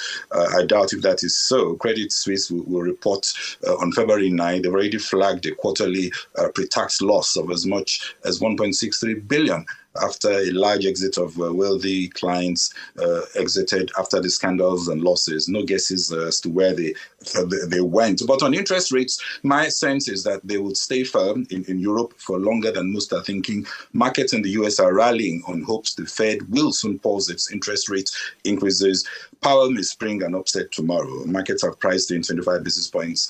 I suspect Powell may also decide to stay the course with 50 as he seeks to deflate inflation more decisively, which tends to also be positive for margins of lenders. And finally, China's purchasing managing index numbers and the U.S., clamping down on Huawei. What do you make of those headlines briefly? Well, analysts say that the PMI data confirm what we've always known, that China reopening and peak infections have set the stage for a broad-based economic recovery. But the rebound, some say, has its caveats. For now, supply side is still lagging due to the Chinese New Year holiday. Services employment is yet to show an impressive rebound. But I think the catalyst is undeniable as policymakers in China pull out the stops to revive the economy and get its 1.4 billion people spending again after COVID restrictions and harsh crackdowns on technology. China in the past has been the global growth catalyst from an economic activity perspective, while the US helps from a capital and liquidity perspective. That may happen again. The big but, of course, is that China is seen as a strategic rival and potential threat to the US. And the biggest headache for China by far is Washington. This new move certainly is going to have a huge impact. In the past, very few could get licenses to export strategic technology materials like chips and so on to the likes of Huawei. And that led to a drop of about 30% in Huawei's profitability. We understand the tap is going to be completely closed. And that is going to have a huge impact, even as the US also have done a deal with Netherlands and Japan to also ensure that China is not able to go to those countries to be able to handle to be able to push its own capabilities. So we'll see how this develops, but clearly this is bad news for China, and they will be investing heavily, no doubt, in research and development to be independent on the US and be stockpiling as much as they can before this outright ban comes into effect. Arise business analyst Bode Ososumi, thanks for taking us through the headlines. Appreciate your insights. It is the Global Business Report here on Arise News. More after the break. Do stay tuned.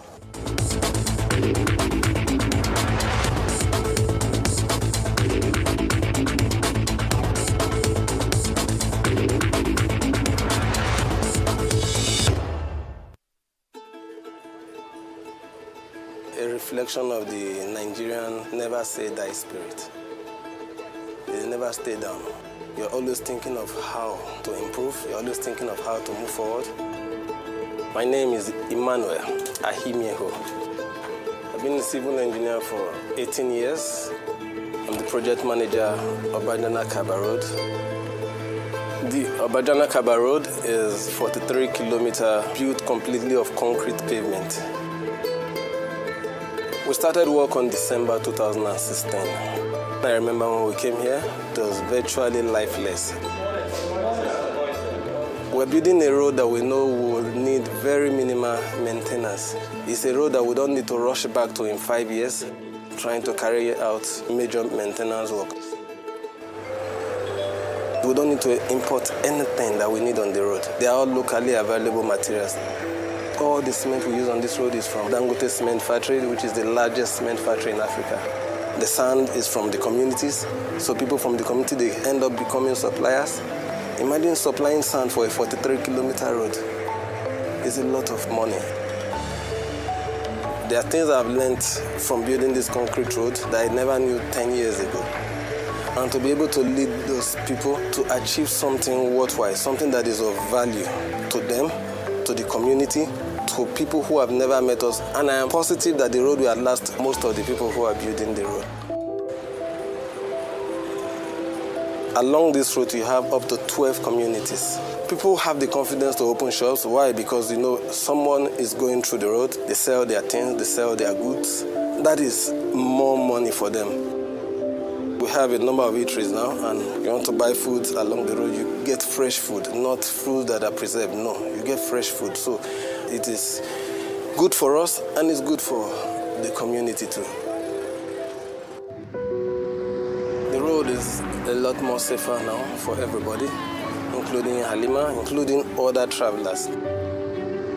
So they have better road, lesser crime, shorter journey times.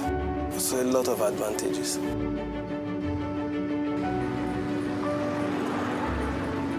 I've had people who go through the roads and they stop to just say, well done. We are proud of what is happening here. We're happy that this is going on in Nigeria in our time. We can see it. They are proud of it.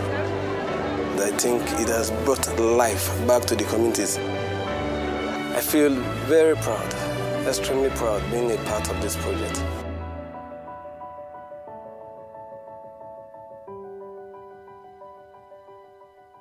Introducing an all-time mega offer. Get over 50% discount in the Airtel Home Broadband mega offer. Buy a router for just 10,000 naira and get up to 240 gigabyte or a MiFi for 5,000 naira and get up to 125 gigabyte bonus data. More data, more you. Reliable home broadband buy. Airtel, the smartphone network. Haruna, Bisi, Akman, Unduka, how will I want to do on election day? On election day, I go take my PVC. When I reach where I vote, I broom I go put my hand for Tinubu. On election day, I go take my PVC. When I reach where I vote, I broom I go put my hand for Tinubu. People of Nigeria, make we all come out on election day and vote Asiwaju Bola Tinubu as president. Make Nigeria for better. Make you put your hand for APC, the party where show broom. Not forget now broom you go put your hand in. Bam! On election day, I go take my PVC. When I reach where I vote, I broom I go put my hand for Tinubu.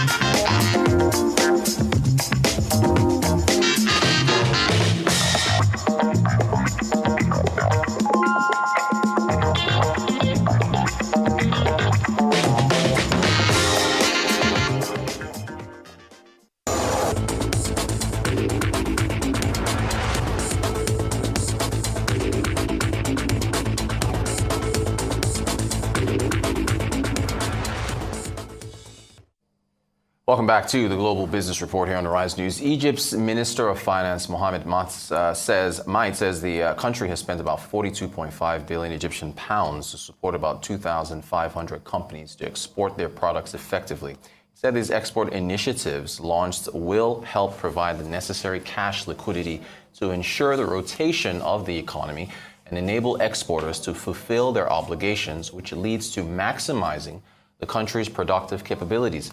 He claims this money will also expand the export base, enhance the competitive strength of Egyptian products in global markets, and realize the dream of reaching $100 billion in exports. South Africa's Vodacom Group says its third quarter revenue has risen 14.8%, supported by the South African telecoms operator's acquisition of Vodacom Egypt. Vodacom, majority owned by Britain's Vodacom, said group revenue climbed to 30.7 billion rand, about $1.7 billion in the quarter ended December 31st. Vodafone Egypt was consolidated from December 8th, contributing about 1.8 billion rand to group service revenue and was a key factor alongside currency gains. As unprecedented power outages wreck the country's economy, South Africa is debating a national disaster declaration. President Cyril Ramaphosa made the announcement in his closing remarks at the strategy meeting of the ruling African National Congress. The government is investigating whether the ongoing energy crisis satisfies the legal requirements for the measure, which was last implemented in March 2020 to address the COVID-19 pandemic. Private sector credit in South Africa expanded by 7.73% year-on-year in December, after rising by 8.3% in November, according to central bank data released Tuesday. The broadly defined M3 measure of money supply increased by 8.6% in December, after growing by 8.76% in the prior month. The International Monetary Fund and Cameroon have reached a staff-level agreement that, if the board formally concludes the review, will grant the nation access to roughly $74.6 million, the IMF said in a statement. The statement came after an IMF mission to Cameroon earlier this month and online discussions to discuss the third review of the program, which was supported by extended credit facility and extended fund facility agreements and the advancement of reforms and policy initiatives. Ghana has signed a Memorandum of Understanding with Trademark Africa, TMA, for the development of trading infrastructure along the Abidjan-Lagos corridor to boost intra-Africa trade. The signing of the agreement on the corridor that connects Côte d'Ivoire, Ghana, Togo, Benin and Nigeria, and accounts for more than 75% of West Africa trade, occurred on the back of the just-ended Africa Prosperity Summit. It occurred at Aspedoise in the eastern region of Ghana and coincided with the rebranding of the company from Trademark East Africa to Trademark Africa and the expansion of its business operations in West Africa. The Bank of Ghana has decided to raise its policy interest rate by 100 basis points to 28%, looking to rein in inflation and a wobbling cedi. Bank of Ghana Governor Dr. Ernest Ed Addison provided a briefing at the end of the monetary policy meeting. And here's what he had to say.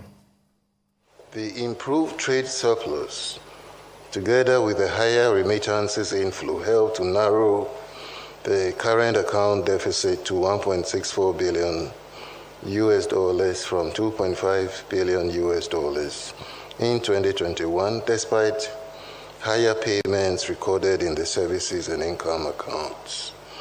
The capital and financial accounts recorded a net outflow of $2.2 billion compared with a net inflow of $3.3 billion recorded in 2021. The current account deficit, together with the net capital and financial account outflow, resulted in an overall balance of payments deficit of $3.6 billion in 2022, compared to a surplus of $510.1 million in 2021. At the end of December 2022, the stock of gross international reserves stood at $6.2 billion, equivalent to 2.7 months of import cover, from a stock position of $9.7 billion, equivalent to 4.4 months of import cover at the end of December 2021. The net international reserve position stood at $2.4 billion from $6.1 billion over the same comparative period. The local currency came under intense pressure in the year, reflecting the portfolio reversals and lower foreign direct investment inflows, while demand pressures increased. For the year 2022, the Ghana cedi depreciated by 30% against the US dollar after reversals of some of the losses in December. This compares with 4.1% depreciation in 2021. In the year to January 26, 2023, the cedi cumulatively depreciated by 19.1%, 21.4%, and 20.7% against the US dollar, the pound, and the euro, respectively. In comparison with the same period of last year, the cedi had depreciated by 1.5% against the US dollar and appreciated by 0.1% and 0.7% against the pound and the euro, respectively. Summary and outlook. The global economic outlook remains uncertain owing to broad-based and elevated inflation, policy tightening, worsening financing conditions, and lingering spillover effects of geopolitical tensions. These headwinds are likely to persist through the first half of 2023, driving down confidence and weakening real household disposable incomes in advanced and emerging market economies. The ongoing geopolitical tensions continue to weigh on economic and policy uncertainty, especially in the euro area. For emerging and developing economies, growth momentum is projected to remain firm, supported by the relaxation of lockdown restrictions in China and the still high commodity prices obtained would allow the presentation of the SLA to the IMF board. The MPC believes that these measures will help restore fiscal and debt sustainability and bring down inflation, as well as help stabilize the currency. In the interim, the MPC sees the need to remain vigilant and moderate liquidity in the system to underpin the macroeconomic adjustments taking place to drive inflation on a downward path. Under the circumstances, the committee decided to increase the policy rate by 100 basis points to 28%. You're watching the Global Business Report here on Arise News. We'll have more for you after the break. Do stay tuned.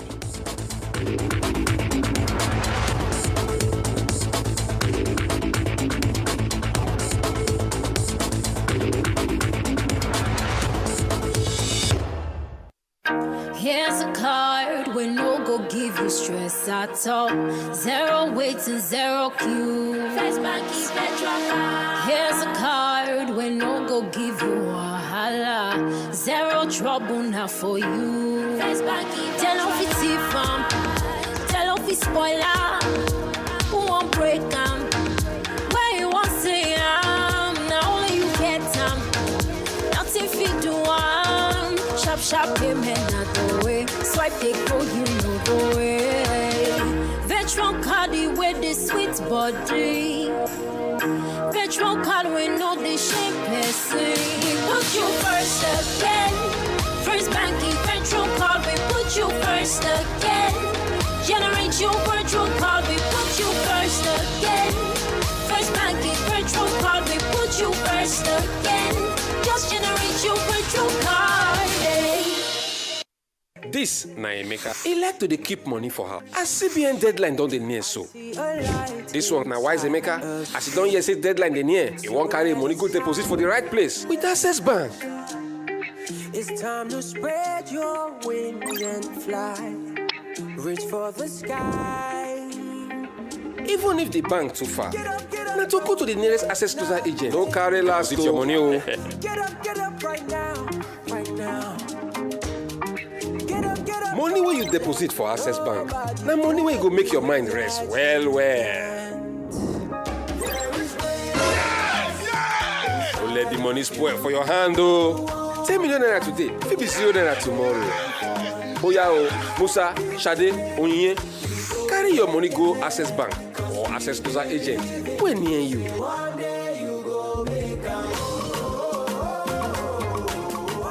Access, more than banking. Nigeria has a problem. A really big problem. The problem has made our country sick. And we cannot remain sick for 4 more years. Nigeria is sick with insecurity, poverty, rising cost of living, and an escalating Japa crisis. The good thing is, Nigeria has a pathway to recovery. And when we recover, our country will be safe. When we recover, our economy will grow. When we recover, our nation will be stronger. We have to recover from this sickness. So we can recover from lost ground. Recover our time. Recover our future. And our dignity. On the African continent. In 2023, it is Nigeria time to recover. And together, we can get it done.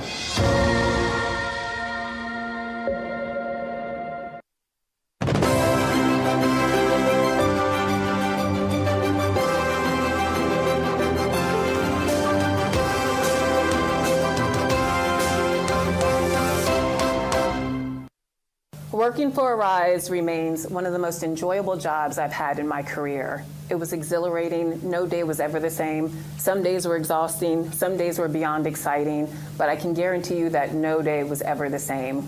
We interviewed a plethora of people, everybody from Lupita Nyong'o to Alicia Keys to Neo to Tyson Beckford to Gladys Knight. The list goes on and on. It's one of the only shows where you could interview a literary titan and a rapper in one episode. It was never a dull moment at Arise. And one of the things I love most about that network is that Nduka really gave us all an opportunity to find our voices, to work as hard as we could, and to deliver the best product every day. He trusted us, he believed in us, he had faith in us, and we helped him build a global network.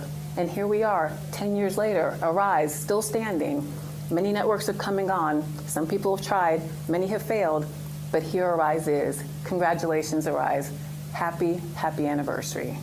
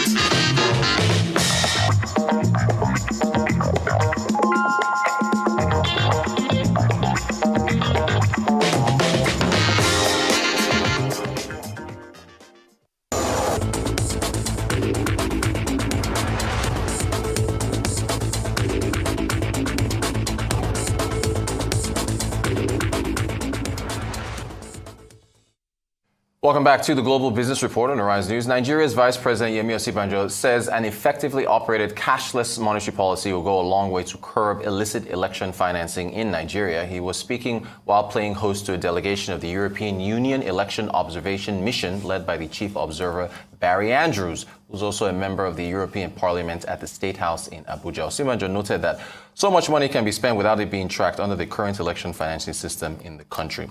On a similar note, the ad hoc committee of the House of Representatives looking into the recall of old Naira notes has rejected the 10-day extension granted by the Central Bank of Nigeria and notably the president of the country. Now, the governor of the Central Bank, Gordon Emefiele, earlier announced the extension of the deadline till February the 10th from the initial 31st January. Mr. Emefiele announced the extension after a meeting with President Buhari at his country home Daura, Katsina State. Arise business analyst Chika Mbonu, who was with us over the weekend and broke this news, is with us again. Chika, we're working you over time. No. You should start paying me in dollars. In dollars. You're welcome. Don't pay me old notes. Exactly. New notes, exactly. Yeah, but it's Rotus. Yes. See, you guys, I'm not talking about fuel scarcity again. No. Hey, we need to bring it back up. I know, right? It's still like you say. It's terrible. It's so easily move on to other things. We have to keep the pressure. Yeah. Fuel scarcity. Yes. Plus, Nigerians are still suffering. Yes. Transport fares are up in the roof. Yes. And our colleagues and workers are struggling to come to work. Thanks for Let's not forget about fuel We scarcity. cannot. Oh, yeah, the current issue. Yes. New notes. House of Reps. Oh, yeah. I hope I got his name right. Doguwa. Yes. That's the committee. I think it was on one of the stations. Yeah. Talking about rejecting the extension. Now, we don't play politics here. No, we do not. It's all business. It's all business. So let's start trying to address this issue on several fronts. And the first thing is that you have heard me talk about the houses here.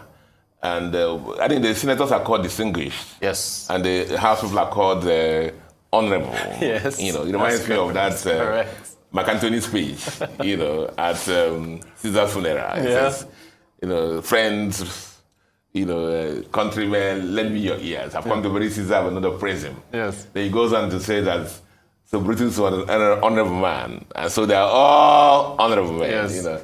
So they are all honorable people. And when they're honorable, you know the implications. Yes, of course. Same house. Again, I think they should need to get their acts right because the minority leader of the house had come out to praise Central Bank for the 10 days extension. Yeah. Meanwhile, Mr. Alhaji Doguwa has said that it's not acceptable. Yeah. I wish I have his line. I would have asked him, why this fixation on 6 months extension? Yeah, he used the Act. He used the CBN Act. The CBN Act does not, I'm not a lawyer, right? But the Act doesn't mention anything about 6 months. Right. It's at the discretion of Central Bank. Central Bank has provided is 10 days, extra 7 days window for people, after the closure on the 10th, for people to take their money. Again, when I announced this thing when I broke this news on Sunday, I announced that you can take your money to the banks. Yes. The CBN has subsequently corrected me and said that you should actually take it to the CBN centers. Okay. See, just like the president said, you had 3 months. Yeah. To take your most currency into the bank. Yeah. How come that you're waited for this lastminute.com? Not to take. I'm trying to understand it. Yeah. But that's what it is. Yeah. My problem again with this House of Rep thing is the issue of selective oversight. There's so many issues bothering our country, like the one I mentioned now, fuel scarcity. Yeah. We have suffered here several times on that major things. And they never, talked about them, addressed them with the same passion and drive that they're doing this one now. And suggests to me, therefore, that is when their personal, interests being hit.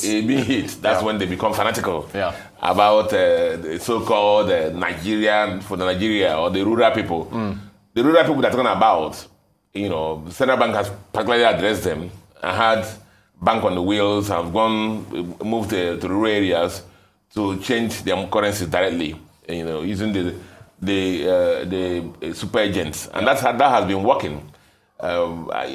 You also saw some Nigerians who are already spraying their wedding. Again, that's causing the rules of the banks because Central Bank takes the bulk currency, shares it among the banks, and the banks now distribute it to their outlets.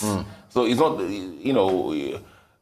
the banks have to work with Central Bank to make sure that their staffs are not colluding with individuals. Did you hear of the DSS? The DSS said there was an arrest, we're talking about people who don't have it yet. The people are spraying it in parties like that and with big bundles. It doesn't speak well for our country. So I guess CBN found in the first announcement there was no announcement for this extra 7 days. So let me summarize. Legal tender up to February 10th. You are free to buy and sell with the existing Nigerian currency in the denominations of 200, 500, and 1,000 naira. Yes. And walk into your bank and pay in, your bank accepted. From by end of February 10, it ceases to be a legal tender. You can buy and sell with that currency again after the 10th. However, if for any reason your naira is so much, naira is so much, you're not able to put them in before 10th. You are free to walk into any CBN location, then the 36th state of federation, and go and exchange your money or pay your money and they credit your account with that. Okay. There's enough time for anybody who is serious. As the president said. Now, the other thing also that I want to talk about is in this, like Dogowa's, passion and drive is, Hadi Chase, the author, wrote a book called Why Pick on Me? No one knows why pick on me. I'm just wondering why he picks on the Central Bank governor. Because the big boy is our daddy, the president of Nigeria. And each time, the president has even vocalized it and said, this is me, this is that, no extension, no that. I don't wonder why they don't attack the president. Instead, they're going for the CBN They will go for the CBN governor, right. Who derives his authority from this to act on this from the president. The memos he sent to the president can say yes or no. Right. And once the president acquires, it means it's the president's responsibility. And so the fanaticism with the drive and passion which they're attacking the CBN governor, I don't understand. It sounds to me that it's more personal than nationalistic, and everybody has to work on that. You heard the VP talk about it also. Yes, the vice president, yes. What do you think of his comments? Everyone we know that. I mean, let's not bury our heads down in the sand. We know that cash is symptomatic with anything illegal. Right. Whether it's your paying bribe, whether it's fraud, whether it's movement of, whatever, drugs, whatever it is. you cannot pass it through the banking system because you can easily be traced. That's why these alternative channels. Now you raise the issue of every policeman in this country, every soldier in this country has an account number. None of them is paid salary in cash. Right. Their accounts are created with their salaries. Yeah. So if there are security payments for participating in the election, it's just a matter of putting account numbers and all the accounts will be credited. Yeah. And even when you even pay them in that way, that's when they can transfer it to the families and wives and children in far-flung places. If you give them cash, they cannot leave their position to go and pay it into the bank. Right. So using that as an excuse of why we should continue this is not acceptable. That's why a lot of things go wrong in Nigeria. A lot of people talk about you buy this thing for the custom, you buy scanners for custom people. Yeah. They will not use it. They say it's better to be doing manual in the interest of the nation. Yeah. This is not the interest of the nation, it's the interest of their personal agenda, pockets. You know, a lot of people use this interest of the nation or the poor people. The rural. Some of them, some people are talking about rural areas. I'm not going to root their constituencies in the last 1 year, so they don't even know what's happening there. Yeah, they're taking fuel subsidy in the interest of the poor. Meanwhile, the poor are not profiting from the fuel subsidy. And so, you know, we'll take with a pinch of salt some of these, selected oversight. And for me, nobody has come out to say that the objectives of this currency change is not right. Nobody has come to say the fact that Nigeria is not due for a currency change. It's just the timing that they're trying to. It's not even timing. The time was enough for you if you had old currency. Pay it into your bank account. You are told, and then transact on it. Nobody stopped you from doing that. So all this lastminute.com people are shouting now is that what CBN has to do is, in partnership with the bank, is to make sure, as we said, that the new currencies are put out there in all the channels or the ATMs. Make sure that all the bank staff don't start profiting and selling on this new currency like we saw on those parties.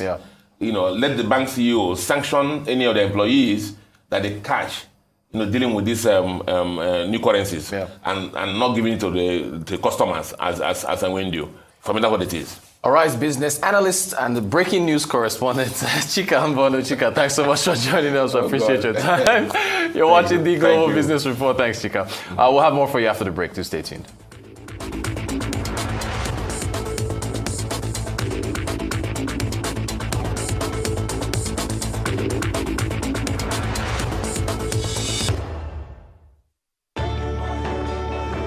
As you adjust to the new realities for operating your business and engaging with your customers, let us help you transform your business into a digital powerhouse capable of adapting and taking advantage of today's opportunities. With our best-in-class array of digital solutions, you can conduct your business, receive payments from your customers, and perform transactions quickly, safely, and conveniently, because we've got you covered with the right people, technology, and service offerings.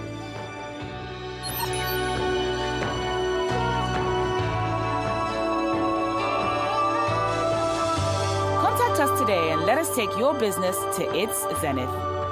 Zenith Bank, in your best interest.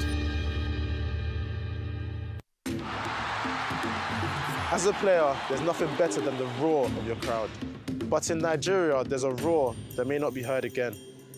With fewer than 50 lions left, they could be extinct in the next few years, from loss of habitat and prey, and snares set for illegal bushmeat. So please, say no to illegal bushmeat. Let's keep the roar alive for Nigeria, because poaching steals from us all.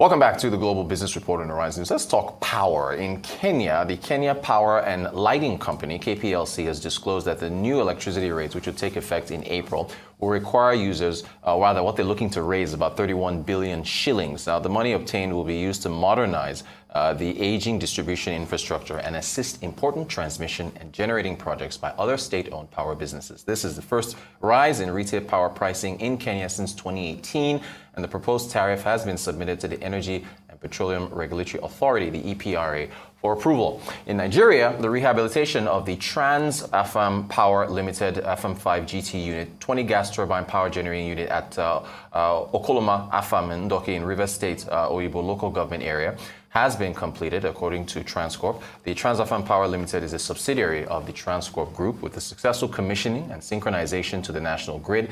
The renovated unit has successfully increased its capacity by 138 megawatts. Engineer Vincent Ozude, who's the MD CEO of Transafam Power Limited, expressed his optimism over the recently renovated unit, which is capable of supplying electricity to up to 100,000 houses annually. Joining us to discuss further, he's usually in Abuja, and this is the first time we get to meet in person. Kelvin, should I be saying Happy New Year? Kelvin Emmanuel, CEO Dairy Hills Limited. Kelvin, you're very welcome. Thank you so much. Good to have you in Lagos. Good to finally meet after over a year of talking to you from our Abuja studio. Thank you. Yeah, so what do you make of this development as far as in Nigeria, the Transafam? To be honest with you, what Kenya is doing is what Nigeria should learn from. Yeah. Because you notice that immediately Williams Ruto took over, the first thing he did was remove PMS subsidy. Yeah. In Nigeria, PMS subsidy in 2023 is going to take nearly 7 trillion naira in budget, which is somewhere around 31% of the budget. Now he's gone into electricity. Nigeria, the government is giving subsidies and tariffs, grants through Nigerian Bulk Electricity Trading Company. Yeah. And Nigerians also have to understand that if you want more electricity, you need cost-reflective tariff. Because you have the GENCOs, you have the Transmission Company of Nigeria that is ailing. You notice that the output of the GENCOs is not proportional to what the DISCOs get, because there is loss impairment at the downstream sector for distribution of electricity because of the whole issue of postpaid and prepaid. So we need to understand that, first of all, in line with what Kenya is doing, Nigerian government needs to privatize the part of the Transmission Company of Nigeria to bring in private sector players to invest in the ailing infrastructure for distribution of power from the GENCOs to the DISCOs. Yeah. You also need to raise the tariffs so that the DISCOs can reduce their loss impairment and they can stop getting grants and subsidies to cover for the loss impairments to the GENCOs. These are the issues. Can you raise, this is both Kenya and Nigeria now, can you raise tariffs when you have skyrocketing cost of living? Inflation is all decelerated a bit for Nigeria. I think Kenya is coming down a bit, but still very high. That delicate balancing act of trying to raise tariffs when costs are going up for everybody else, how do you, is it something you just have to do because you've wasted so much time? I mean, how do you thread that needle? The next president of Nigeria has $171 billion in debt to tackle. Yeah. We need to understand that with the recent Moody's downgrade to CAA1, bond yield spreads are going to go above 100%. They've been rising, 20%. They are currently somewhere around 17.8%. We need to understand that the fiscal strategy paper in the medium-term expenditure framework has an impact on monetary policy and has an impact on inflation. In my opinion, the Monetary Policy Committee is ineffective to control cost push and demand pull inflation because the government strategy to cover budget deficit, which is through debt, right, is not viable.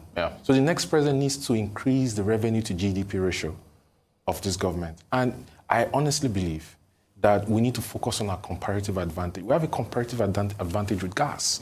Nigeria has a gas capacity utilization of 32%. It does a lot of flaring. A lot of the IOCs get gas flaring permits under the Associated Gas Reinjection Act, and they flare gas. So Nigeria loses about 60% of the gas. And if you look at currently, the 1.5 million barrels of crude oil that is drilled every day, it generates about 9 billion cubic feet of gas from its wellheads. Now, if you look at that, if you convert it, you realize that Nigeria is losing somewhere around 84,000 metric tons of LNG potential on a daily basis because LNG doesn't have the capacity, more trains, to be able to convert the gas that comes out of wellheads. That is a revenue source for the government. The Nigerian government can generate up to $28 million daily if it achieves 90 to 95% gas utilization from the wellheads. That is a means for revenue for the government. Yeah, but even Transcorp was saying that there's still issues of gas shortage, right? And I think, that's priced in dollars, and the Gencos have to get that and then now pass it down the line. But how do we, I think there's a significant investment that needs to be made for you to be able to capitalize on this. It's gas gathering infrastructure. Right, and which is expensive. It's expensive. Yeah. And you see the issues of distribution, you have to trap the gas, you have to filter the gas, you have to either compress the gas or liquefy the gas or pipe it. There's a lack of infrastructure, there's sabotage, okay? Now, there is something that is very important for us to pay attention to. If you look at the FDI volumes over the last 13 years, you notice that we went up to a high of about $11 billion yearly, and we dropped to less than $2 billion. The question the government needs to ask itself, and this also ties down to the supply of FX for the CBN to supply the markets in Nigeria. Why are foreign direct investors, non-speculative foreign direct investors, not bringing capital into Nigeria to register a certificate of capital imports? And the reason is because they don't have FX guidance. There is a wide gap between the official market and the parallel market. They cannot price exit risk for capital and profit repatriation. And this is the stumbling block to people bringing in capital, companies bringing in capital to be able to invest in gas gathering infrastructure and take off that gas for utilization. Gotcha. What do you make of Transcorp saying they've got these cleaning rooms that allow them to clean their gas turbines here as opposed to, doing it overseas, and the costs that they're saving? It's a master stroke because, in this FX regime we have, where they can't source dollar from the official markets, they have to go to the parallel markets. It saves them a lot of cost, And this is also the reason why the government needs to focus on doing some measure of backward integration, also in the aviation sector, to be able to bring prices down. The planes, they do the maintenance checks, C checks, or whatever they call them. So overseas. You can imagine the exposure. With the high prices of Jet A1. Jet A1 is over 900 naira a liter. The next president needs fresh thinking in his approach to fiscal and monetary policy to rebalance the economy. Because whatever you do in one part affects the other part. Yeah. It's heavy stuff. We have about a minute to go. I know perhaps I should wait to bring this up, but you're writing a book on macroeconomics. Tell us about that. I'm waiting for you to bring that book on Advanced Corporate Check. So are your ideas in there? Yes. The title of the book is Nigeria at the Brink. It's going to be published in March.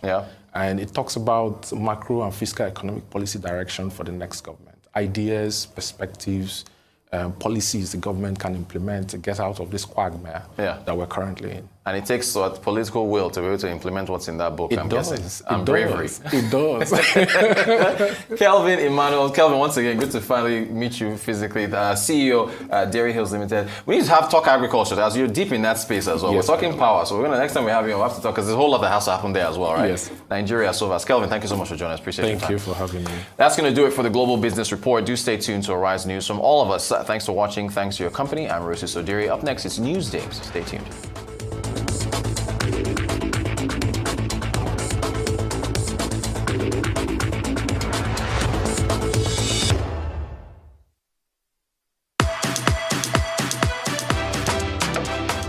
Yesterday, I got a call from Globe. I won a 3-bedroom bungalow.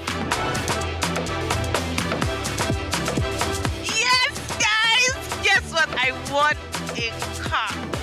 I won a generator by participating in the Festival of Joy promo by Glow. Hey, don't do this one for me. Glow to make it to me with sewing machine. I won generator last year. This year I won for It's a celebration like no other, with prizes like no other. 20 new houses to be won. 24 brand new cars. 200 sewing machines, 100 generators, 1,000 rechargeable fans. Glow Festival of Joy promo. Dial *611# now.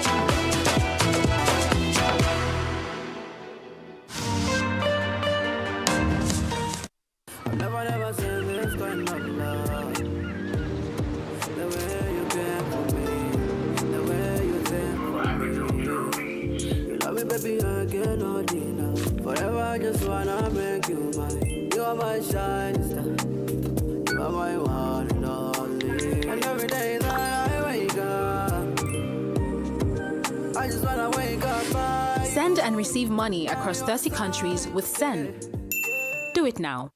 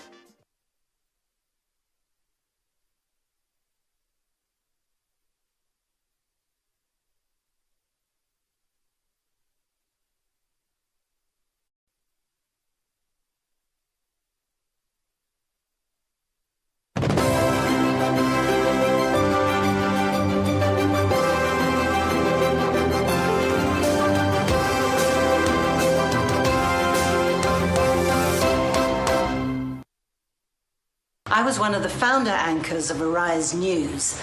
And for me, the highlight of my time at Arise, and indeed of my entire journalistic career, was covering the Nelson Mandela funeral from Johannesburg to the Eastern Cape.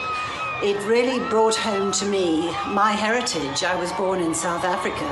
And for the first time in my journalistic career, being South African or being African mattered. Of course, another iconic story was the Oscar Pistorius trial, which I covered from start to finish. That was more a case of a hero going to zero. And of course, I was really proud of Arise because we were one of the first news organizations to report on Ebola and keep on reporting on Ebola. And then the world took notice. And also we reported on the Chibok girls before anybody else did. I was very proud to have worked at Arise.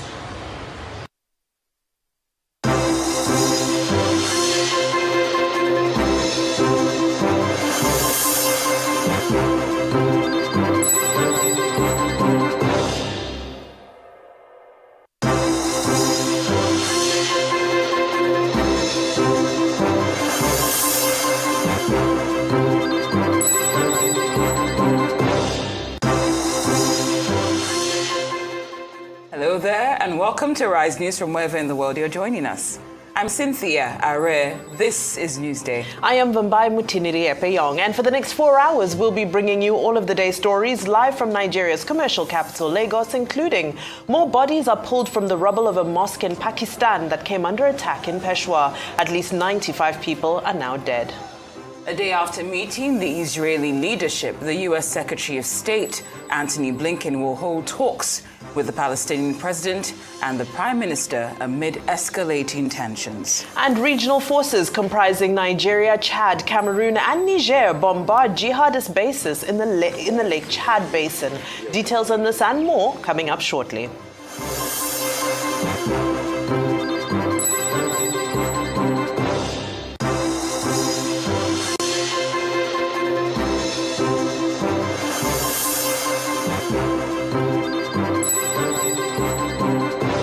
Top story. Pakistan is mourning the death of at least 95 people killed in a suicide attack at a mosque at a highly fortified security compound in Peshawar. Debris is being cleared as most parts of the mosque have collapsed. Rescue teams have been retrieving bodies from the rubble. It happened when a suicide bomber blew himself up during afternoon prayers. The Pakistani Taliban denied its involvement after initially claiming the attack that targeted police officers. Pakistan's prime minister and other leaders have condemned the attack, and it's one of the worst in the country in recent years. We turn our attention to the Middle East. A day after meeting the Israeli leadership, the U.S. Secretary of State Antony Blinken will hold talks with the Palestinian president and the Prime Minister. Now, on Monday, America's top diplomat held talks with the Israeli Prime Minister Benjamin Netanyahu. Mr. Blinken has urged Israel and Palestine to de-escalate tensions. Violence surged between the two sides in the run-up to the Secretary of State's arrival. Before his meeting with the Palestinian president, Mr. Blinken today met with Israel's defense secretary to reaffirm America's ironclad commitment to Israel's security. Our commitment to Israel's security remains and will remain ironclad. I really appreciate this opportunity to exchange some ideas, some thoughts with the defense minister. We have a lot on our hands in this moment, and so I think this meeting could not be a better time. Your visit comes at a critical time. It sends a clear message in the region. The United States and Israel are united, facing Iran or anyone threatening peace and stability in the region. Now, the United States is hoping to buy up to 100,000 artillery shells from South Korea so it can give them to Ukraine. The U.S. Defense Secretary Lloyd Austin is in Seoul for talks. Some estimates suggest Ukraine's army is using shells at twice the rate that the U.S. and the EU can produce them. South Korea has a policy of not selling to countries that are at war. Mr. Austin and his South Korean counterpart also vowed to increase military drills and cooperation to counter the threat posed by North Korea. The United States stands united with the ROK, and together we condemn these dangerous actions which violate international law and threaten to destabilize the region. Our commitment to the defense of the ROK remains ironclad. The United States stands firm in its extended deterrence commitment, and that includes the full range of U.S. defense capabilities, including our conventional, nuclear, and missile defense capabilities. And let me underscore our mutual belief that trilateral cooperation with Japan enhances all of our security. We agree to expand the range of information sharing needed for a response to North Korean nuclear threats. For joint planning, we reaffirmed the plan to revise the tailored deterrence strategy before the Security Consultative meeting this year. In economics news, the IMF says the global economy may have reached a turning point, with inflation on the way down and growth likely to be higher than previously expected. The agency's World Economic Outlook says the scrapping of COVID rules in China has paved the way for an accelerated rate recovery. Now, only a month ago, the IMF was warning a tough year ahead. Its chief economist is still urging caution. All the indications are that we are witnessing a rapid reopening of the economy. And so here, when we think about the reopening of the Chinese economy, it's going to have an impact on the supply side, because we can anticipate that once the economy fully reopens, we have less supply chain disruptions that we have witnessed in 2022 when there were lockdowns and confinements. So we're going to get an expansion in production coming from that side. Growth will remain weak by historical standards as the fight against inflation and Russia's war in Ukraine weigh on activity. Despite these headwinds, the outlook is less gloomy than in our October forecast and could represent a turning point, with growth bottoming out and inflation declining. The reason that we've revised up is, in fact, in part related to China's unexpected reopening. And we already see more activity, more mobility in China. So we have some numbers. We've got bookings for travel going up. So China's recovery is going to have a big impact on other parts of the world. We've got an estimate that for every 1 percentage point that China grows faster, the rest of the world grows faster by 0.3. So this is definitely a positive development. Schools, transport and public services in France are being badly disrupted by the second day of strikes this month over planned pension reform. Protests are also due to take place across the country. Unfazed by the first day of mass protest, President Emmanuel Macron's government is pushing ahead with the pension law, which starts its passage through Parliament next week. 12 days ago, what struck many was the size of demonstrations, not in the big cities like Paris, but in scores of small towns across the country. The government knows its law is unpopular, and it's hinted it is prepared to budge on some of the detail, but on the central and inflammatory issue of raising the retirement age from 62 to 64, it says it will not give in.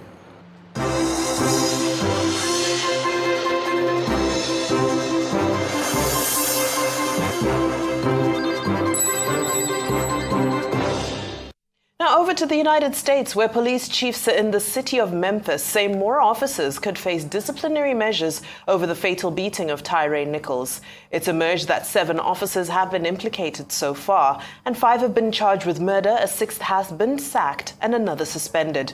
Meanwhile, 3 emergency workers have been fired for failing to treat Mr. Nichols, who was punched, kicked, and hit with a baton after being stopped for an alleged traffic offense earlier this month. He later died in hospital. Now, his family argued that officers who failed to intervene were as culpable as those who carried out the assault. In other news, Peru's Congress has postponed a debate to move forward elections. It's now scheduled for later today. Last week, the parliament rejected a similar motion to have the poll this year. But President Dina Boluarte has warned politicians that if they don't approve the change, she'll push for constitutional reforms by force or to force early elections. Now, there's been anti-government protests since December when former President Pedro Castillo was impeached and arrested. Nearly 60 people have died in the unrest.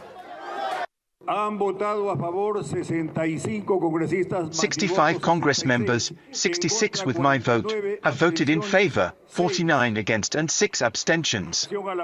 Congress members, we have approved a reconsideration of the vote on the substitute text of Bills 1897 and 1918, 3145 and others, constitutional reform law modifying the term of the President of the Republic, Congress members and parliamentarians, and that establishes the electoral process. General Elections 2023. You pretend to act only one side when the Congress also has political responsibility in the consequences we are paying today. No one wants deaths on the roads or in Lima. But here, sometimes some of us wait for something to happen in order to appear there. Mr. President, I think there needs to be a commission to investigate and seek accountability so the Congress will not allow for the people's spirit to be exacerbated. Now, Australia's Nuclear Safety Agency has joined the search for a tiny but potentially deadly radioactive capsule that's gone missing. It fell from a truck somewhere along a 1,400-kilometre stretch of road in Western Australia. The capsule is about 6 millimetres in diameter and is used in the mining industry. Mining company Rio Tinto has apologised for losing the capsule. Now, health officials say it can cause radiation burns or sickness if handled. We are obviously dealing with a very small source. This source, as people may be now aware, is literally 6 millimetres by 8 millimetres. It's a cylinder, a small silvery cylinder. It is a cesium-137 source, which is obviously of significant concern because of its radioactivity from both beta radiation and gamma radiation. We are obviously putting this out to warn the community about how they should manage and handle this source if they come across. But if somebody were to discover it somewhere along the route, we are very keen that they do not handle it.